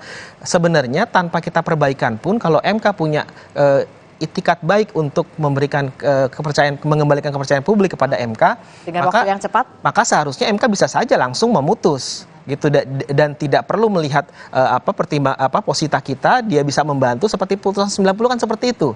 Bagaimana kita melihat positanya, lalu kemudian bagaimana MK membangun pertimbangan hukumnya, itu kan sangat jauh sekali sebenarnya, tapi MK membantu untuk kemudian mengakomodir keinginan dari pemohon. Nah, artinya ini juga bisa dilakukan seharusnya dalam perkara 141. Tapi kalau karena memang kami melihat itu belum ada di Mahkamah Konstitusi, terutama pada hakim panel kemarin, maka kami meminta untuk perbaikan. Jangan sampai nanti ada celah yang tidak yang bisa digunakan untuk menolak permohonan kita atau bahkan tidak menerima misalnya, karena kemarin juga legal standing juga cukup dipermasalahkan oleh hakim MK. Padahal sama-sama apa yang dipermasalahkan legal standing-nya? Ya, artinya harus dilihat ada keterkaitan yang cukup erat antara pemohon sebagai mahasiswa dengan pasal yang mengatur tentang syarat capres. Padahal kalau kita melihat putusan 90 itu tidak terlalu dipersoalkan. Kan diajukannya juga salah satu mahasiswa. Sama-sama mahasiswa gitu. Nah, sehingga kami membutuhkan perbaikan, tapi kami sudah mengatakan di sidang kemarin, hari ini kita akan masukkan perbaikan. Nah, hari ini jam 2 siang kita akan masukkan perbaikan. Tujuan kita agar apa? Agar MK bisa segera RPH dan memutus. Gitu. Itu kalau memang MK lagi-lagi punya etikat baik untuk mengembalikan marwah Mahkamah Konstitusi. Oke. Saya ke Mas Ferry. Mas Ferry pasti kemudian menyaksikan juga kemudian kemarin pernyataan dari Pak Anwar Usman soal yang menyatakan bahwa ini adalah salah satu bentuk untuk intervensi, kemudian membunuh karakter, dan ia akan tetap bisa dikatakan pantang mundur. Anda melihatnya seperti apa? Iya.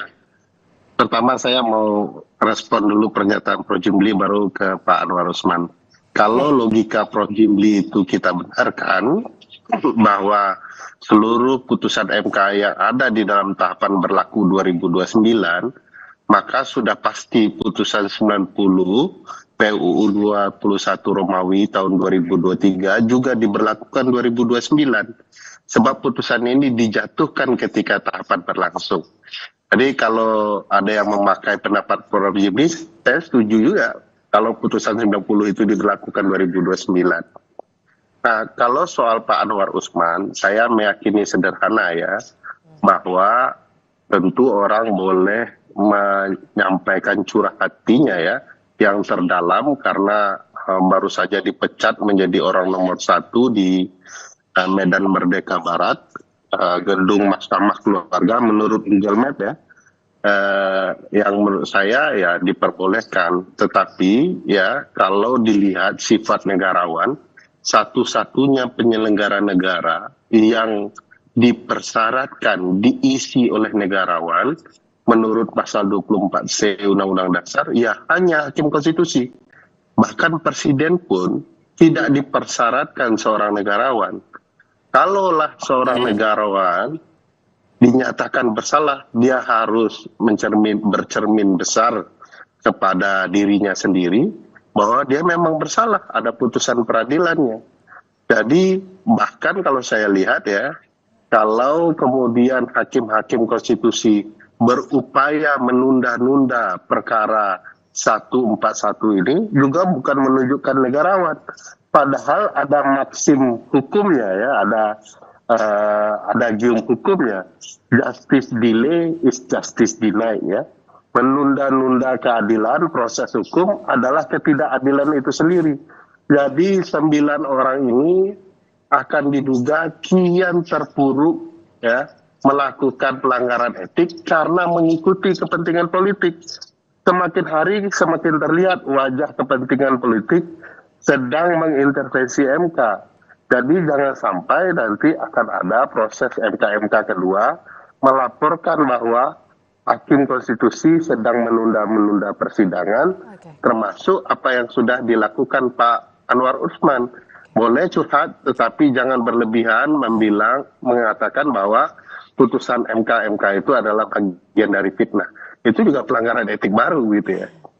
Oke, walaupun memang Majelis Kehormatan MK sudah menyatakan memang ada pelanggaran etik dan terbukti melanggar etik, kemudian Anda bisa menilainya apakah budaya malu di Mahkamah Konstitusi ini sudah hilang? Ya, saya pikir begitu ya. beberapa kali kita melihat ya bagaimana MK melakukan persidangan yang menunjukkan tidak konsistennya MK ya dalam putusan-putusannya terdahulu, maka orang kemudian menuding MK punya kepentingan politik luar biasa, dan hari ini kita makin melihat wajah tak etisnya Hakim MK dalam berbagai tindakan. Sebagai mantan ketua MK ya harusnya Pak Anwar Usman ketika katakanlah ya dilanda masalah begini, ya beliau harus menunjukkan sikap negarawannya dengan kemudian sangat legowo menerima apa yang sedang terjadi. Bahkan kalau mau dirunut betul ya putusan MK ini kan sedikit menguntungkan beliau. Beliau masih berada menjadi hakim konstitusi dengan berbagai pertimbangan ya. Untuk mencegah tidak rumitnya masalah. Tetapi sikap kemudian menentang, menuduh fitnah, itu bagi saya agak konyol ya di tengah publik melihat nyata sekali relasi kekeluargaannya antara dia dan Gibran. Kalaupun dia mau mengatakan ini fitnah, maka tentu tudingan itu sebenarnya sudah mengarah kepada dirinya sendiri. Bahwa dia sendirilah yang kemudian melakukan fitnah-fitnah terutama bagi konstitusi kita yang ada dan tegas jelas di dalam Undang-Undang Dasar bahwa penyelenggaraan negara itu harus, terutama kekuasaan kehakiman harus merdeka. Oke, nah yang kemudian juga itu satu permasalahan yang bisa dikatakan lain begitu. Nah kalau bisa dikatakan putusan ini 90 bisa diberlakukan di 2029, berarti bukan di pemilu 2024. Lantas kemudian what's next? Bagaimana selanjutnya? Apa yang bisa dilakukan oleh bisa dikatakan sejumlah pihak yang masih mencari keadilan? Apakah akan menggugat di PT UN dengan objek yang berbeda atau seperti apa langkah selanjutnya? Iya. Banyak ruang ya untuk memperjuangkan keadilan, tetapi bagi saya KPU kalau kemudian mematuhi putusan MK dan melihat putusan MK mestinya punya kebijaksanaan tersendiri. Tapi mungkinkah itu dilakukan? Ya, beberapa waktu yang lalu ada perdebatan juga soal putusan MK terkait perkara kasus seorang koruptor ya, atau tidak pidana yang dilarang untuk mencalonkan sampai satu periode pemilu berikutnya. Akhirnya setelah didesak publik untuk patuh, KPU menjalankan. Jadi kalau KPU konsisten menjalankan kepentingan publik, mestinya ya KPU mengabaikan putusan 90 karena terbukti putusan itu dijatuhkan karena melanggar etik, agar kemudian perdebatan konstitusional mengenai calon wakil presiden kita yang merupakan anak presiden bisa terhindari dan kita betul-betul menghadapi pemilu dengan baik. Tapi ini bukan upaya untuk menghalangi Mas Gibran ya, ini upaya untuk menegakkan nilai-nilai konstitusional. Tapi kan kalau dibilang katanya putusan MK ini final dan mengikat, apakah mungkin dilakukan oleh KPU? Makanya saya menjelaskan bahwa memang di dalam putusan pasal 24C Undang-Undang Dasar dan pasal 10 Undang-Undang MK ini final penjelasannya menyebut binding begitu ya. Tetapi ada tradisi di MK berbagai putusannya yang dianggap salah itu diperbaiki oleh putusan yang baru. Jadi ini kesempatan MK, betul Mas Victor, menurut saya ini kesempatan penting bagi MK mengembalikan marwahnya dengan memperbaiki putusan 90 melalui putusan 141. Kalau kesempatan ini hilang, ini kehilangan momentum, orang akan memindahkan ya relasi dinasti politik yang awalnya antara keluarga Jokowi dan Anwar Usman, sekarang dengan keluarga Jokowi dan Mahkamah Konstitusi secara menyeluruh. Jadi bagi saya hakim-hakim konstitusi juga mestinya bijaksana dan tidak takut intervensi siapapun. Jangan kalau kepada warga negara biasa seperti Mas Victor diketatkan legal standingnya, tetapi kepada orang yang berkaitan dengan kepentingan keluarga presiden dilepaskan legal standingnya. Saya kemarin menguji undang-undang juga berdasarkan putusan MK 112 soal pimpinan KPK sama persis dengan dasar hukum yang digunakan dalam putusan 90. Nah, pertanyaan besarnya, kenapa kami publik dimintakan buktikan bahwa telah terjadi ketidakadilan yang tidak dapat ditoleransi sehingga MK bisa memutuskan perkara open legal policy. Dimintakan kepada saya. Padahal apa itu ketidakadilan yang tidak dapat ditoleransi dalam perkara pemilu? Hampir bisa dikatakan tidak ada. Kalau ketidakadilan tentu mungkin ada, tapi yang tidak dapat ditoleransi. Padahal batasan-batasan hak itu ditentukan Undang-Undang Dasar. Begitu untuk anak Jokowi tidak dimintakan pemohon untuk membuktikan apakah dengan adanya syarat pencalonan jadi calon presiden dan calon wakil presiden telah timbul ketidakadilan yang tidak dapat ditoleransi. Jadi MK sudah bertindak tidak adil dalam berbagai putusan terhadap masyarakat luas. Nah, sekarang mereka ulangi lagi dengan Victor dan teman-teman gitu ya. Jadi Anda menilai ada pilih kasih di situ? Oh iya, ini sudah dari awal pilih kasih. Kalau kemarin mereka menerapkan satu legal standing yang ketat, harus membuktikan telah terjadi ketidakadilan yang tidak dapat ditoleransi, nggak akan naik perkara ini. Saya yakin mereka tidak akan memutuskan ini karena ada berbagai konflik kepentingan. Dan paling diingat, tahapan sudah berlangsung. Kok tiba-tiba ketentuan aturan main diubah? Jadi ini jelas-jelas apa ketidakadilan itu sendiri berdasarkan putusan MK. Oke, terakhir ke Kang Ujang. Kang Ujang, apa yang bisa terjadi dalam perpolitikan di Indonesia kalau misalkan sebelum pemilu saja sudah begini? Bagaimana kemudian nanti hasil pemilunya, hasil pilpresnya? Anda membaca kemudian ada distrust dari sejumlah pihak dan juga rakyat menurut Anda? Iya, ini yang kita khawatirkan ya. Publik atau rakyat Indonesia tidak percaya lagi kepada katakanlah produk-produk hukum ya yang diputuskan oleh Mahkamah Konstitusi. Karena kita tahu bahwa MK itu bukan hanya menangani perkara soal perkara 90 saja, tetapi kan nanti ada sengketa pemilu yang akan diputus juga di 2024 nanti. Nah, kalau nanti sengketa pemilu misalkan terkait dengan capres-cawapres, terkait dengan pemilu legislatif, pemilihan kepala daerah, lalu tidak bisa dipertanggungjawabkan ya legitimasinya, maka ya sulit bagi publik untuk bisa mempercayai itu. Oleh karena itu, mari kita bersama-sama ya bahwa tadi hakim-hakim MK, kalau saya sih mengatakannya harus berjiwa negarawan, bahwa kepentingannya bangsa dan negara ini harus diutamakan, menjadi prioritas. Karena kalau ingin menjaga marwah, harkat dan martabat MK ya, suka tidak suka, senang tidak senang, harus menjaga integritas itu, menjaga kepercayaan publik itu. Karena pemilu itu soal legitimasi. Jika legitimasinya tinggi, ya artinya publik sangat trust, sangat percaya dengan hasil pemilu itu. Tetapi kalau legitimasinya rendah, artinya tadi sebaliknya, publik tidak percaya dengan hasil-hasil yang terjadi. Tetapi apapun itu, saya sih melihat ya ini tentu kita dalam bernegara perlu refleksi ya, perlu evaluasi bahwa kita anak-anak bangsa yang peduli terhadap bangsa ini. Kalau ada kekurangan ya kita perbaiki, kalau ada yang bolong ya kita tambal, kalau ada yang kurang kita tambah.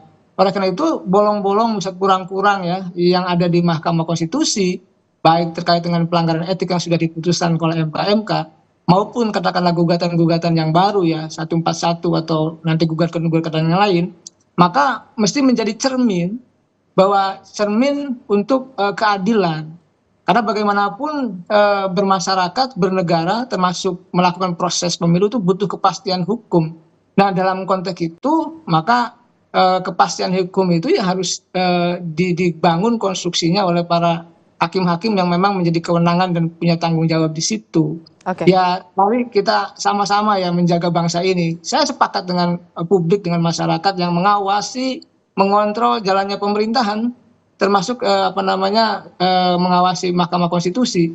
Karena cenderung ya kekuasaan dimanapun ya, baik di eksekutif, legislatif maupun yudikatif, kalau tidak dikontrol, tidak diawasi ya tentu banyak yang menyalahgunakan.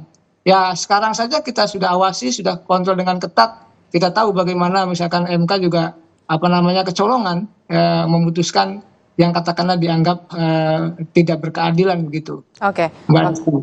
Ya, optimis itu, harapan itu selalu digantungkan setinggi-tingginya, walaupun memang kita bisa melihat rakyat ini sudah pintar, mana yang tahu, mana yang baik dan juga mana yang buruk. Itulah yang kemudian harus di underline. Terakhir, Mas Victor, hari ini di pukul berapa akan rencananya ke Mahkamah Konstitusi untuk menyerahkan hasil perbaikan? Ya, loket penerimaan itu kan tutup jam 3, jadi kami jam 2 sudah akan mendaftarkan perbaikan permohonan gitu.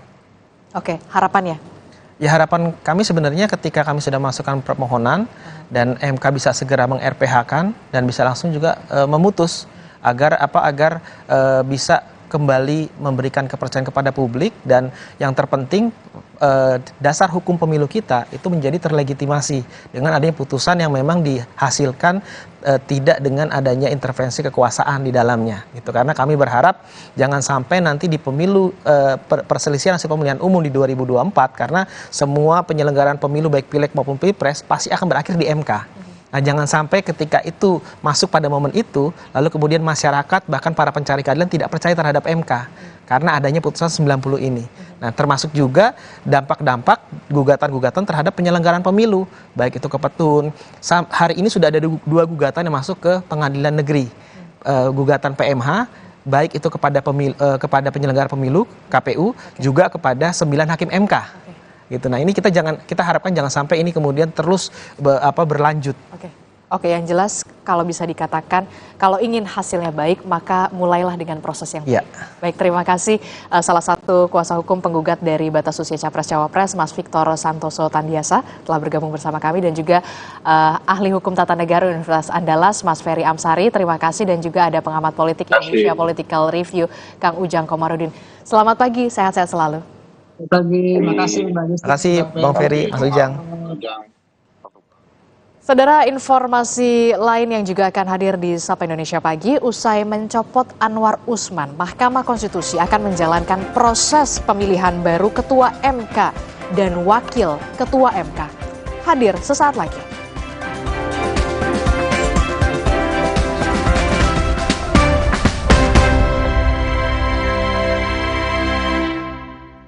Mineral 100% bebas BPA, aman untuk anak dan keluarga. Ciri galon bebas BPA, bening transparan, ditandai kode segitiga nomor 1. Galon Le Mineral, untuk sehatnya keluarga. Antangin JRG dengan jahe, royal jelly, ginseng, bantu meredakan gejala masuk angin dan menghangatkan bangsa Indonesia. Antangin JRG. Wes, 12 angine. Aku pikir semua air mineral itu sama. Le Mineral itu beda. Le Mineral memang berbeda. Setiap tetesnya mengandung mineral esensial seimbang yang penting untuk tubuh dan juga membuat rasa airnya lebih segar. Segernya. Le Mineral. Di setiap sentuhan ibu ada kelembutan dan kekuatan. Seperti saat lawan batuk dan pilek, Anaconidin. Efektif redakan batuk dan pilek si kecil, aman diminum sesuai anjuran. Anaconidin, efektif lawan batuk pilek si kecil. Produksi Kunimax. Kopiko ekstra besar. Ini lebih mantap kopinya. Enaknya. Gak habis-habis, gak habis-habis, gak habis-habis. Kopiko. Alergi jontor nih. Aku biduran, obatnya yang depannya Indal CTN bisa dibeli tanpa resep dokter. Indal CTN, komposisi anti alerginya redakan alergi. Indal CTN. Luka, memar di kulit. Sakit. Pegal ini nyeri sendi, butuh dipijit. Sakit. Gak usah ngeluh kalau sakit, pakai Herba Wahid. Herba Wahid, minyak herbal berkhasiat. Herba Wahid, minyak gosok, urut dan pijit. Wahid. Engkong, bagus buat perokok. Sudah muncul Natural Sari Kunyit Plus dengan zat aktif kurkumin dan black pepper. Diproses dengan suhu rendah agar zat aktifnya terjaga. Lebih cepat atasi masalah lambung, daya tahan tubuh kuat. Sudah muncul Natural Sari Kunyit Plus. Good. Ikuti perjalanan Dion Wiyoko dan Niki Tirta membuka mata dan menyerap inspirasi di PT Sinergi Brebes Inovatif. Amazing nih rasanya, suara enak banget. Produsen olahan bawang merah berkualitas tinggi yang juga salah satu binaan BRI. Bukan hanya sekedar memberikan pinjaman saja, tapi juga mensosialisasikan menabung di Sempedes. Petualangan Brilian The Series Season 3 Sabtu 11 November pukul 6 petang di Kompas TV. Dipersembahkan oleh Di tanganmu, botol plastik bekas bisa jadi baru lagi. Seperti tas, baju, hingga sepatu ini. Bersama Gerakan Ekonomi Sirkular Nasional Le Mineral, mari mulai kebiasaan baru memilah sampah plastik dari rumah, menyalurkan lewat aplikasi, pemulung, ataupun bank sampah. Sampah plastikmu memberi nilai tambah untukmu dan juga untuk mereka. Dengan langkah sederhana, pisahkan sampah sesuai jenisnya, sampah organik, plastik termasuk PET, kertas, dan kaleng, lalu salurkan.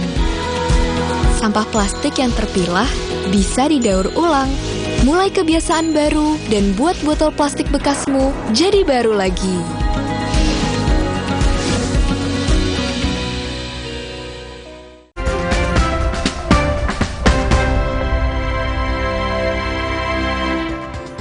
Kembali di Sapa Indonesia Pagi, Saudara Wakil Menteri Hukum dan HAM Edward Omar Syarif Hiyariye atau Edi Hiyariye enggan menanggapi kasus dugaan suap dan gratifikasi yang menjerat dirinya yang telah dinaikkan ke tingkat penyidikan oleh Komisi Pemberantasan Korupsi KPK.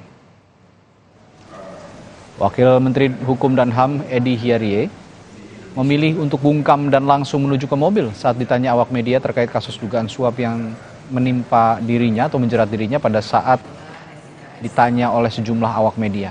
Dalam kasus ini KPK menemukan bukti dugaan suap sebesar 7 miliar rupiah dalam pengesahan Badan Hukum PT CLM oleh Direktorat Jenderal Administrasi Hukum dan HAM Kemenkumham. Pak Wamen, boleh sedikit Pak Wamen terkait korupsi Pak Wamen, tanggapannya Pak, sedikit soal KPK. Tahap penyidikan Pak Wamen, boleh Pak?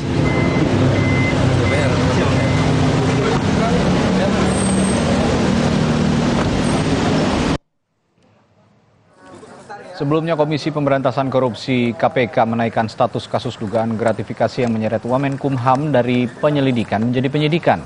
Namun KPK belum menyebut nama tersangka dalam kasus ini. KPK telah menyelesaikan rangkaian gelar perkara kasus dugaan gratifikasi yang menyeret nama Wakil Menteri Hukum dan HAM Edward Omar Syarif Hiyariye. KPK saat ini menggunakan pasal suap dan gratifikasi dalam gelar perkara tetapi tidak menutup kemungkinan mengarah ke tindak pidana pencucian uang atau TPPO.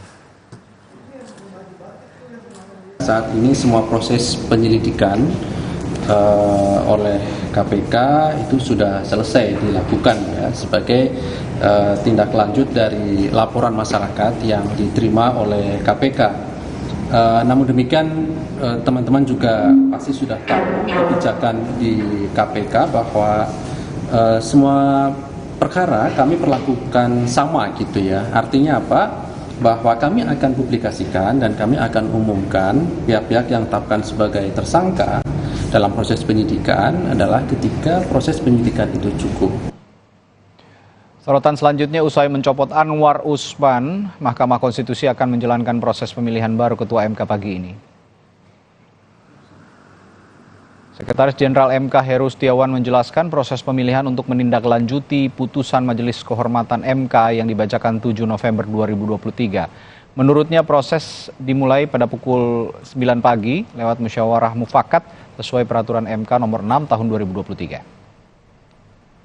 Sesuai dengan putusan MK, Mahkamah Konstitusi esok hari pukul 9 akan melaksanakan PMK nomor 6 tahun 2023 tentang pemilihan pimpinan Mahkamah Konstitusi, dimulai dari upaya untuk musyawarah mufakat dan seterusnya.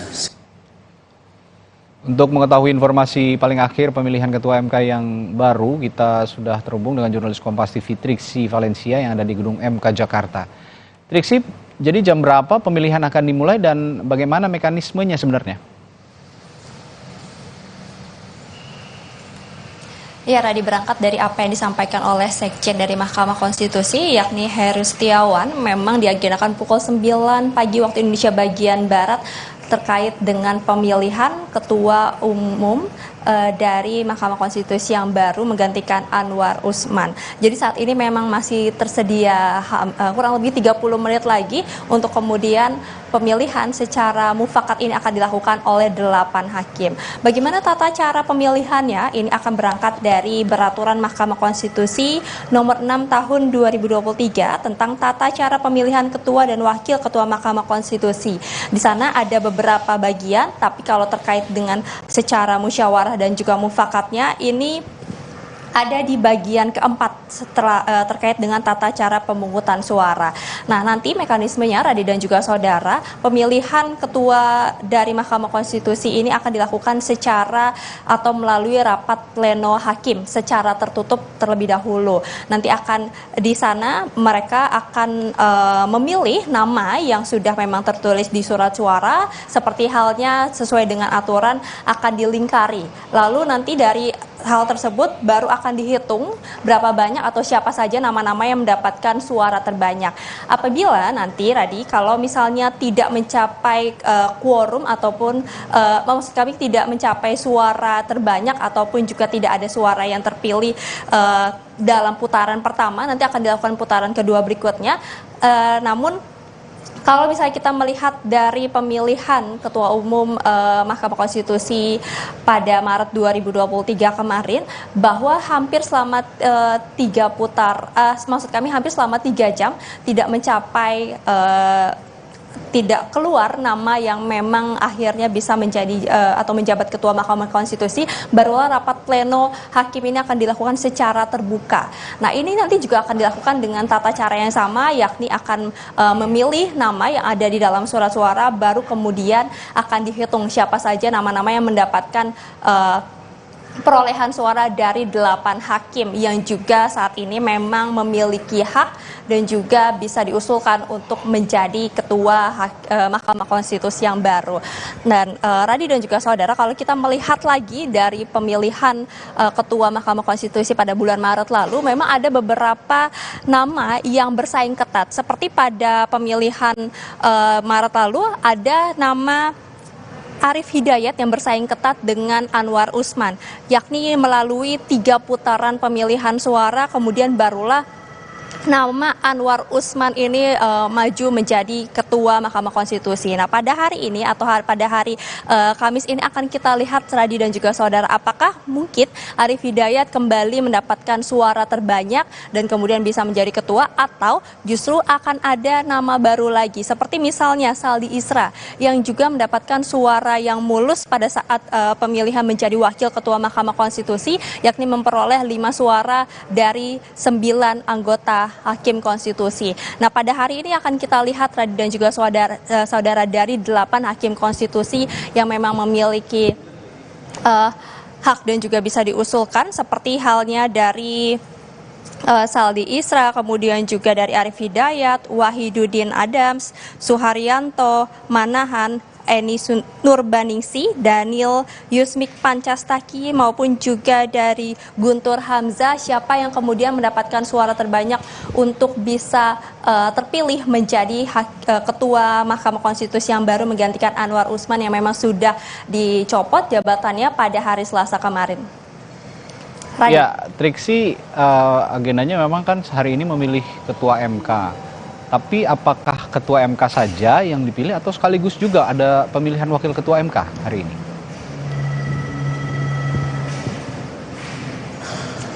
Ya, memang kalau secara aturan sampai saat ini yang masih kosong jabatannya adalah posisi dari Ketua Mahkamah Konstitusi. Kalau tadi kami juga mengkonfirmasi kepada juru bicara Mahkamah Konstitusi yakni Fajar Laksono, maksud kami menyampaikan bahwa saat ini fokusnya pemilihan Ketua Mahkamah Konstitusi. Apabila nanti pada saat pemungutan suara memang terjadi dinamika atau perubahan, semisal nama Saldi Isra mendapatkan perolehan suara yang tinggi kemudian maju ataupun juga terpilih menjadi Ketua Mahkamah Konstitusi yang baru, maka tentu saja posisi yang kosong yakni Wakil Ketua Mahkamah Konstitusi ini juga akan dilakukan pemilihan. Akan tetapi jika nantinya bukan nama Saldi Isra yang saat ini menjabat sebagai Wakil Ketua Mahkamah Konstitusi yang terpilih menjadi Ketua Mahkamah Konstitusi yang baru, maka tidak ada kebutuhan untuk kemudian melakukan pemilihan ulang terhadap Wakil Ketua Mahkamah Konstitusi. Itu yang tadi disampaikan oleh Fajar Laksono. Jadi kita akan melihat seperti apa dinamikanya Radi dan juga saudara, bagaimana kemudian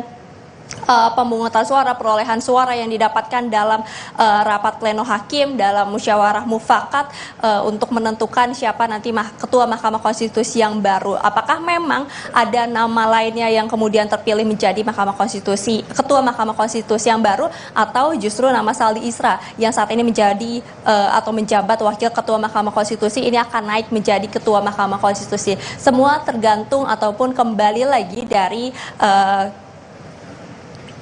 dari keputusan masing-masing hakim anggota yang nanti akan memberikan suaranya melalui melingkari surat suara ataupun nama yang tertera dalam surat suara.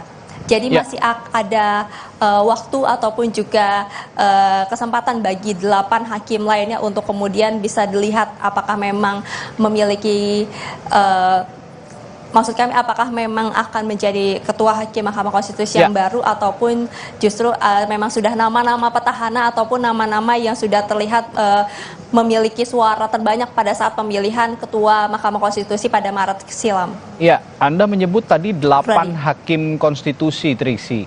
Ini artinya apakah nanti Anwar Usman ini juga tidak ikut dalam rapat permusyawaratan hakim dan juga pemilihan Ketua MK yang baru, atau seperti apa?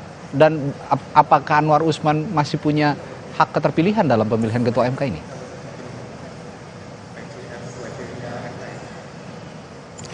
Ya, Radi, memang betul sekali kalau kita mengacu dari apa yang disampaikan oleh MK pada saat atau setelah mencopot Anwar Usman menjadi Ketua Mahkamah Konstitusi yang baru berjalan selama kurang lebih 7 bulan setelah pengesahannya kemarin.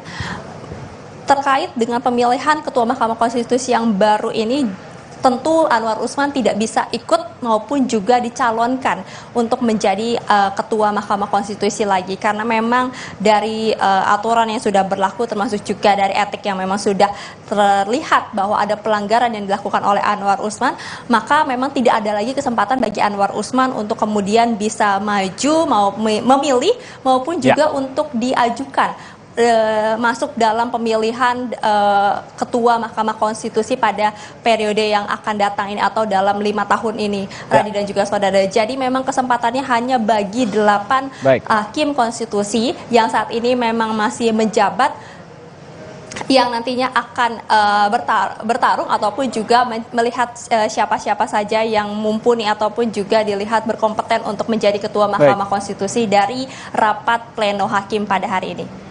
Ya, jadi dipastikan hari ini akan ada Ketua MK baru selain Anwar Usman yang sudah sebelumnya dicopot jabatannya oleh Majelis Kehormatan Mahkamah Konstitusi. Baik, terima kasih Triksi Valencia melaporkan langsung dari Gedung MK Jakarta. Saudara, sorotan selanjutnya di Sapa Indonesia Pagi setelah jeda, jumlah kasus monkeypox atau cacar monyet di Indonesia bertambah menjadi 34 kasus. 5 diantaranya terjadi di wilayah Tangerang Selatan, Banten.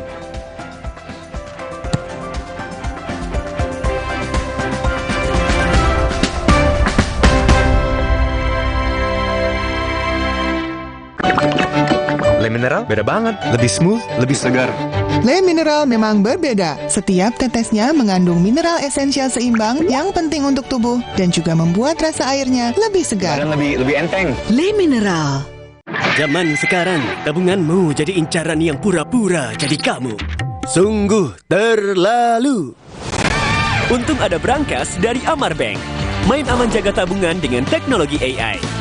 Gabung sekarang. Cia bakso ya. Roboh, hadang. Masuk angin. Minum Hada Angin, bantu redakan gejala masuk angin dan pelihara daya tahan tubuh. Hangat di badan, buyar angine. Hada Angin, buyar angine. Produksi Konimax. Engkong, bagus buat perokok. Sido muncul natural Sari Kunyit Plus dengan zat aktif kurkumin dan black pepper. Diproses dengan suhu rendah agar zat aktifnya terjaga. Lebih cepat atasi masalah lambung, daya tahan tubuh kuat. Sido muncul natural Sari Kunyit Plus. Good. Galon Le Mineral 100% bebas BPA. Aman untuk anak dan keluarga. Ciri galon bebas BPA, bening transparan, ditandai kode segitiga nomor 1. Galon Le Mineral, untuk sehatnya keluarga.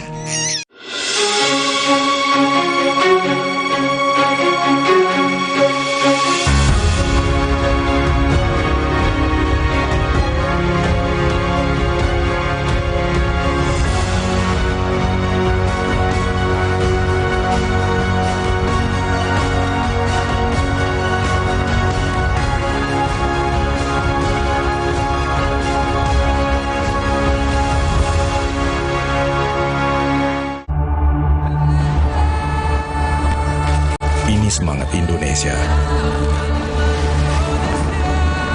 Semangat pantang mundur. Semangat yang memacu Telkomsel untuk selalu berinovasi.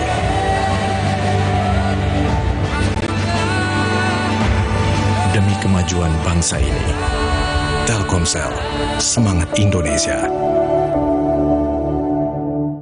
Kirain kok taunya Fresh Care Smash yang lagi viral. Fresh Care Smash 4-in-1. Tren baru, double inhalernya unik, nonjok segernya. Bisa buat ngerok, sampai pijit. Keren dan stylish. Fresh Care Smash, ekspresikan gayamu. Inovasi baru dari Hotin. Hotin Go. Oles, go. Roll on, go.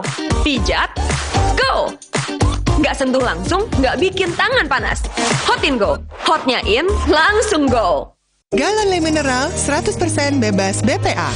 Aman untuk anak dan keluarga. Ciri galon bebas BPA, bening transparan, ditandai kode segitiga nomor 1. Galon Le Mineral, untuk sehatnya keluarga. Antangin JRG dengan jahe, royal jelly, ginseng. Bantu meredakan gejala masuk angin dan menghangatkan bangsa Indonesia. Antangin JRG. Wes 12 angine.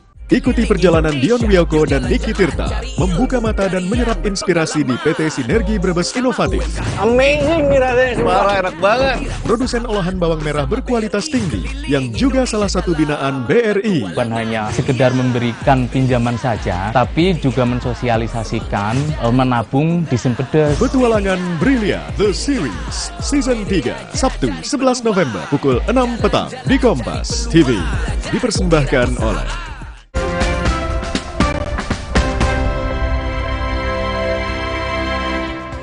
Saudara, bakal calon presiden dari Koalisi Perubahan Anies Baswedan bakal menghidupkan kembali koperasi sebagai penopang ekonomi. Peran koperasi dalam negeri mendapat sorotan dari bakal capres Koalisi Perubahan Anies Baswedan. Menurut Anies, koperasi bisa menekan kasus jeratan pinjaman online atau pinjol, menciptakan lapangan kerja dan ekonomi yang berkeadilan.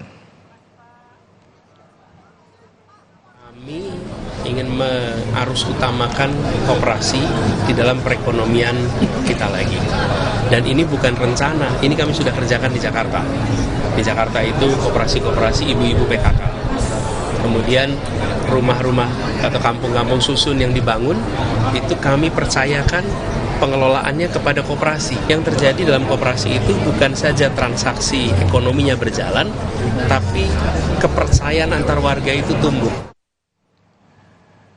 Di tempat lain, bakal Capres Prabowo Subianto paparkan program unggulan di hadapan 100 ekonom. Salah satunya makan siang gratis bagi anak-anak. Menurut Prabowo, makan siang gratis sebagai wujud tanggung jawab pemerintah atas pemenuhan gizi anak-anak. Selain itu, program ini juga diharapkan bisa memberi generasi yang lebih makmur tanpa stunting atau gizi buruk. Untuk merealisasikan program, Prabowo akan menganggarkan sekitar 450 triliun rupiah. Makan siang ya gratis adalah wujud daripada tanggung jawab pemerintah. Ya, sebetulnya sudah banyak program sekarang, ada kartu anak sehat, kartu Indonesia Pintar, tapi sekarang kita mau langsung ke akar masalah. seluruh anak-anak kita harus dapat gizi yang baik supaya dia mampu untuk belajar dan kuat untuk menghadapi masa depan. Sementara itu bakal capres dari PDI Perjuangan Ganjar Pranowo mengkritik ekonomi maritim yang jalan di tempat selama 10 tahun terakhir. Menurut Ganjar, pengembangan potensi kelautan Indonesia yang kaya masih belum maksimal. Wilayah dengan hasil laut potensial seharusnya bisa didukung dengan infrastruktur maupun penyediaan sumber daya manusia. Jika dibiarkan hanya menyediakan lahan investasi, penduduk lokal berisiko hanya jadi penonton tanpa daya saing. Udah disiapkan umpama tol laut, tinggal kita optimalkan saja. Terus kemudian daerah Indonesia Timur punya potensi garam, ikan yang bagus. Saya kira di sana mesti ada pabriknya juga. Di sana mesti ada infrastrukturnya juga. Apakah itu pelabuhan, cold storage gitu ya. Sehingga kemudian tumbuhlah ekonomi yang berkembang di wilayah Indonesia Timur atau di wilayah kelautan yang kita miliki, dan kemudian kita mesti menyiapkan SDM-nya. Banyak tadi yang bertanya, tapi prakteknya kan enggak. Ya kan kita enggak menyiapkan SDM-nya. Kita hanya investasi saja, akhirnya orang datang dari luar dan itu menimbulkan persoalan-persoalan sosial. Maka paralel ketika kita merencanakan di sana, siapkan SDM-nya. Itu tadi berita dari persaingan ide dan gagasan dari masing-masing bakal calon presiden. Kita akan ke sorotan selanjutnya, saudara. Jumlah kasus monkeypox atau cacar monyet di Indonesia bertambah menjadi 34 kasus. 5 diantaranya terjadi di wilayah Tangerang Selatan, Banten. Menteri Kesehatan Budi Gunadi Sadikin memantau para pasien yang kondisinya terus membaik. Ditemui setelah menghadiri acara imunisasi hepatitis B di Rumah Sakit Umum Kabupaten Tangerang, Banten, Rabu siang. Menteri Kesehatan Budi Gunadi Sadikin bilang, Jakarta merupakan wilayah dengan kasus monkeypox tertinggi dibandingkan wilayah lainnya, yakni ada 27 kasus. Sementara 7 kasus lainnya tersebar di 5 daerah di Banten dan 2 kasus lainnya di Bandung. Selain melakukan isolasi, penderita cacar monyet juga terus menerima pengobatan dari tenaga kesehatan. Selain itu, vaksinasi cacar monyet juga tengah disiapkan untuk kalangan rentan. Jadi ada 34 data yang per kemarin, semuanya di Jakarta kecuali 5 di Bandung. Ini lagi di mana?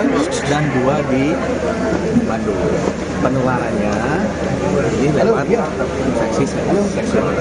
Jadi nggak mudah seperti COVID yang cepat menular. Ini hanya menular lewat hubungan seksual dan untuk kelompok tertentu yang laki-laki. Sampai sekarang alhamdulillah nggak ada yang wafat karena kita bisa identifikasi cepat dan juga hasil obatnya udah ada. Kita juga sudah punya vaksinnya.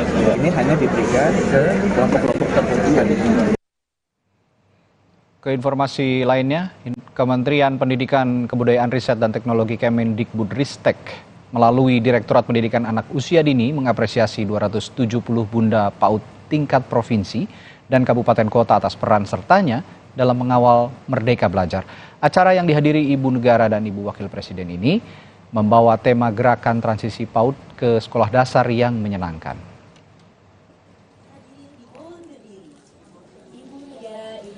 Kemendikbudristek menggelar apresiasi Bunda PAUD tingkat nasional 2023 dan mengapresiasi sebanyak 270 Bunda PAUD tingkat provinsi dan kabupaten kota di seluruh Indonesia di Hotel Mercure Ancol, Jakarta Utara. Ibu Negara Iriana Joko Widodo dan istri Wapres Wuri Ma'ruf Amin serta Mendikbudristek Nadiem Makarim memberikan penghargaan kepada Bunda PAUD yang sudah berjuang mensosialisasikan gerakan transisi PAUD ke sekolah dasar yang menyenangkan.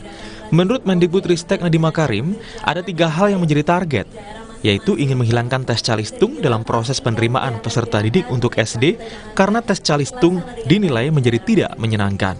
Kedua, Satuan Pendidikan Dasar melakukan masa pengenalan agar mengenali peserta didik dan memahami kemampuan serta pondasi apa saja yang perlu dibina.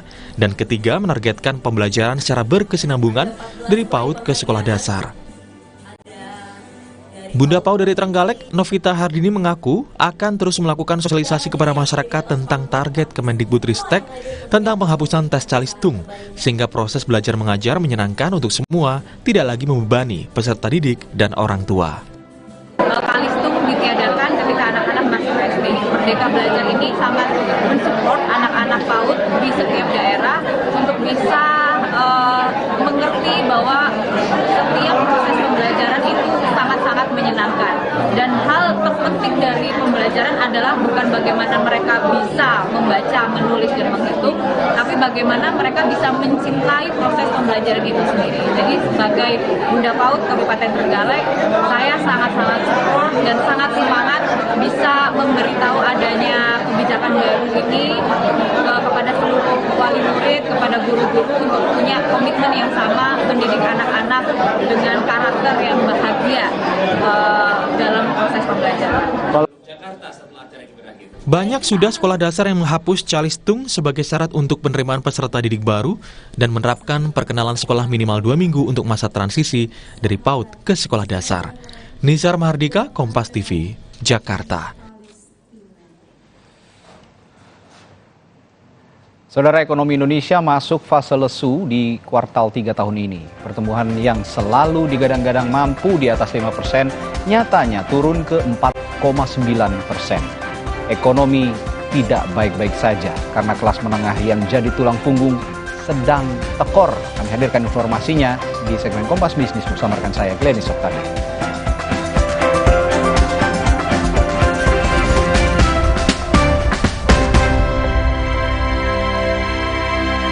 Mineral 100% bebas BPA, aman untuk anak dan keluarga. Ciri galon bebas BPA, bening transparan, ditandai kode segitiga nomor 1.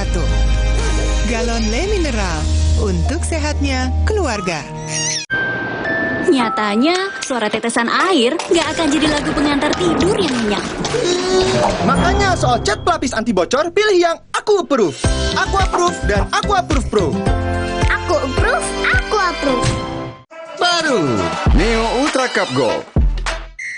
Dilengkapi dengan vitamin C, kombinasi vitamin B kompleks, vitamin E, kafein, dan zinc yang diperlukan untuk bantu jaga daya tahan tubuhmu. Neo Ultra Cup Gold.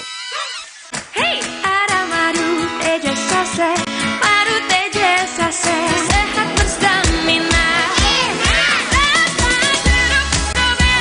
Banyak manfaatnya. Madu teja saset, enak sehatnya. Niatku madu TJ hitam pahit dengan kualitas madu TJ plus manfaat ekstra herbal. Niatku demi anakku. Niatku demi istriku. Madu TJ hitam pahit. Niatku jaga kesehatan. Ini semangat Indonesia. Semangat yang memacu Telkomsel untuk turut serta memajukan bangsa ini.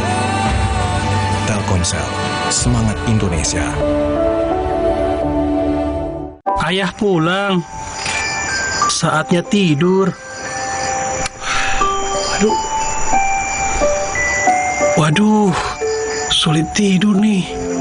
Ayah sulit tidur. Ini ayah minum Fulas dulu. Sulit tidur? Minum Fulas 1 tablet menjelang tidur. Fulas mengandung formula dari bahan alam juga halal. Fulas membantu meringankan gangguan sulit tidur. Mah, ayah kerja dulu ya. Cari Fulus. Fulas. Ya Fulas. Fulas dari Lapi. Untuk mereka yang bangun lebih pagi, agar bisa mendengarkan lebih awal, untuk mendengar lebih banyak hal, membaginya tepat waktu, agar lebih banyak yang mendengar, lebih banyak yang melihat. Dari generasi ke generasi, dengan lebih pasti.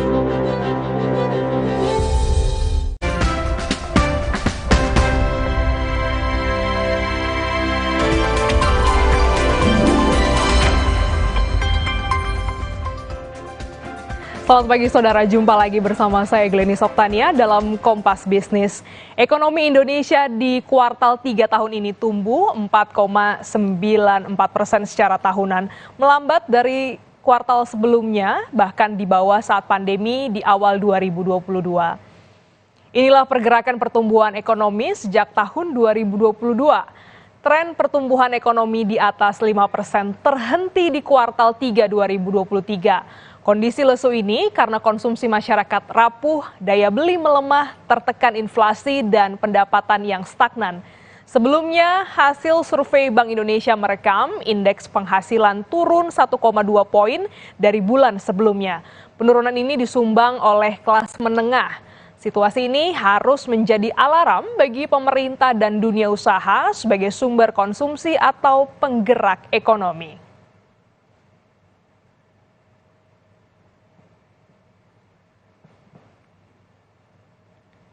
Saudara, penurunan juga terjadi di dunia investasi perusahaan teknologi.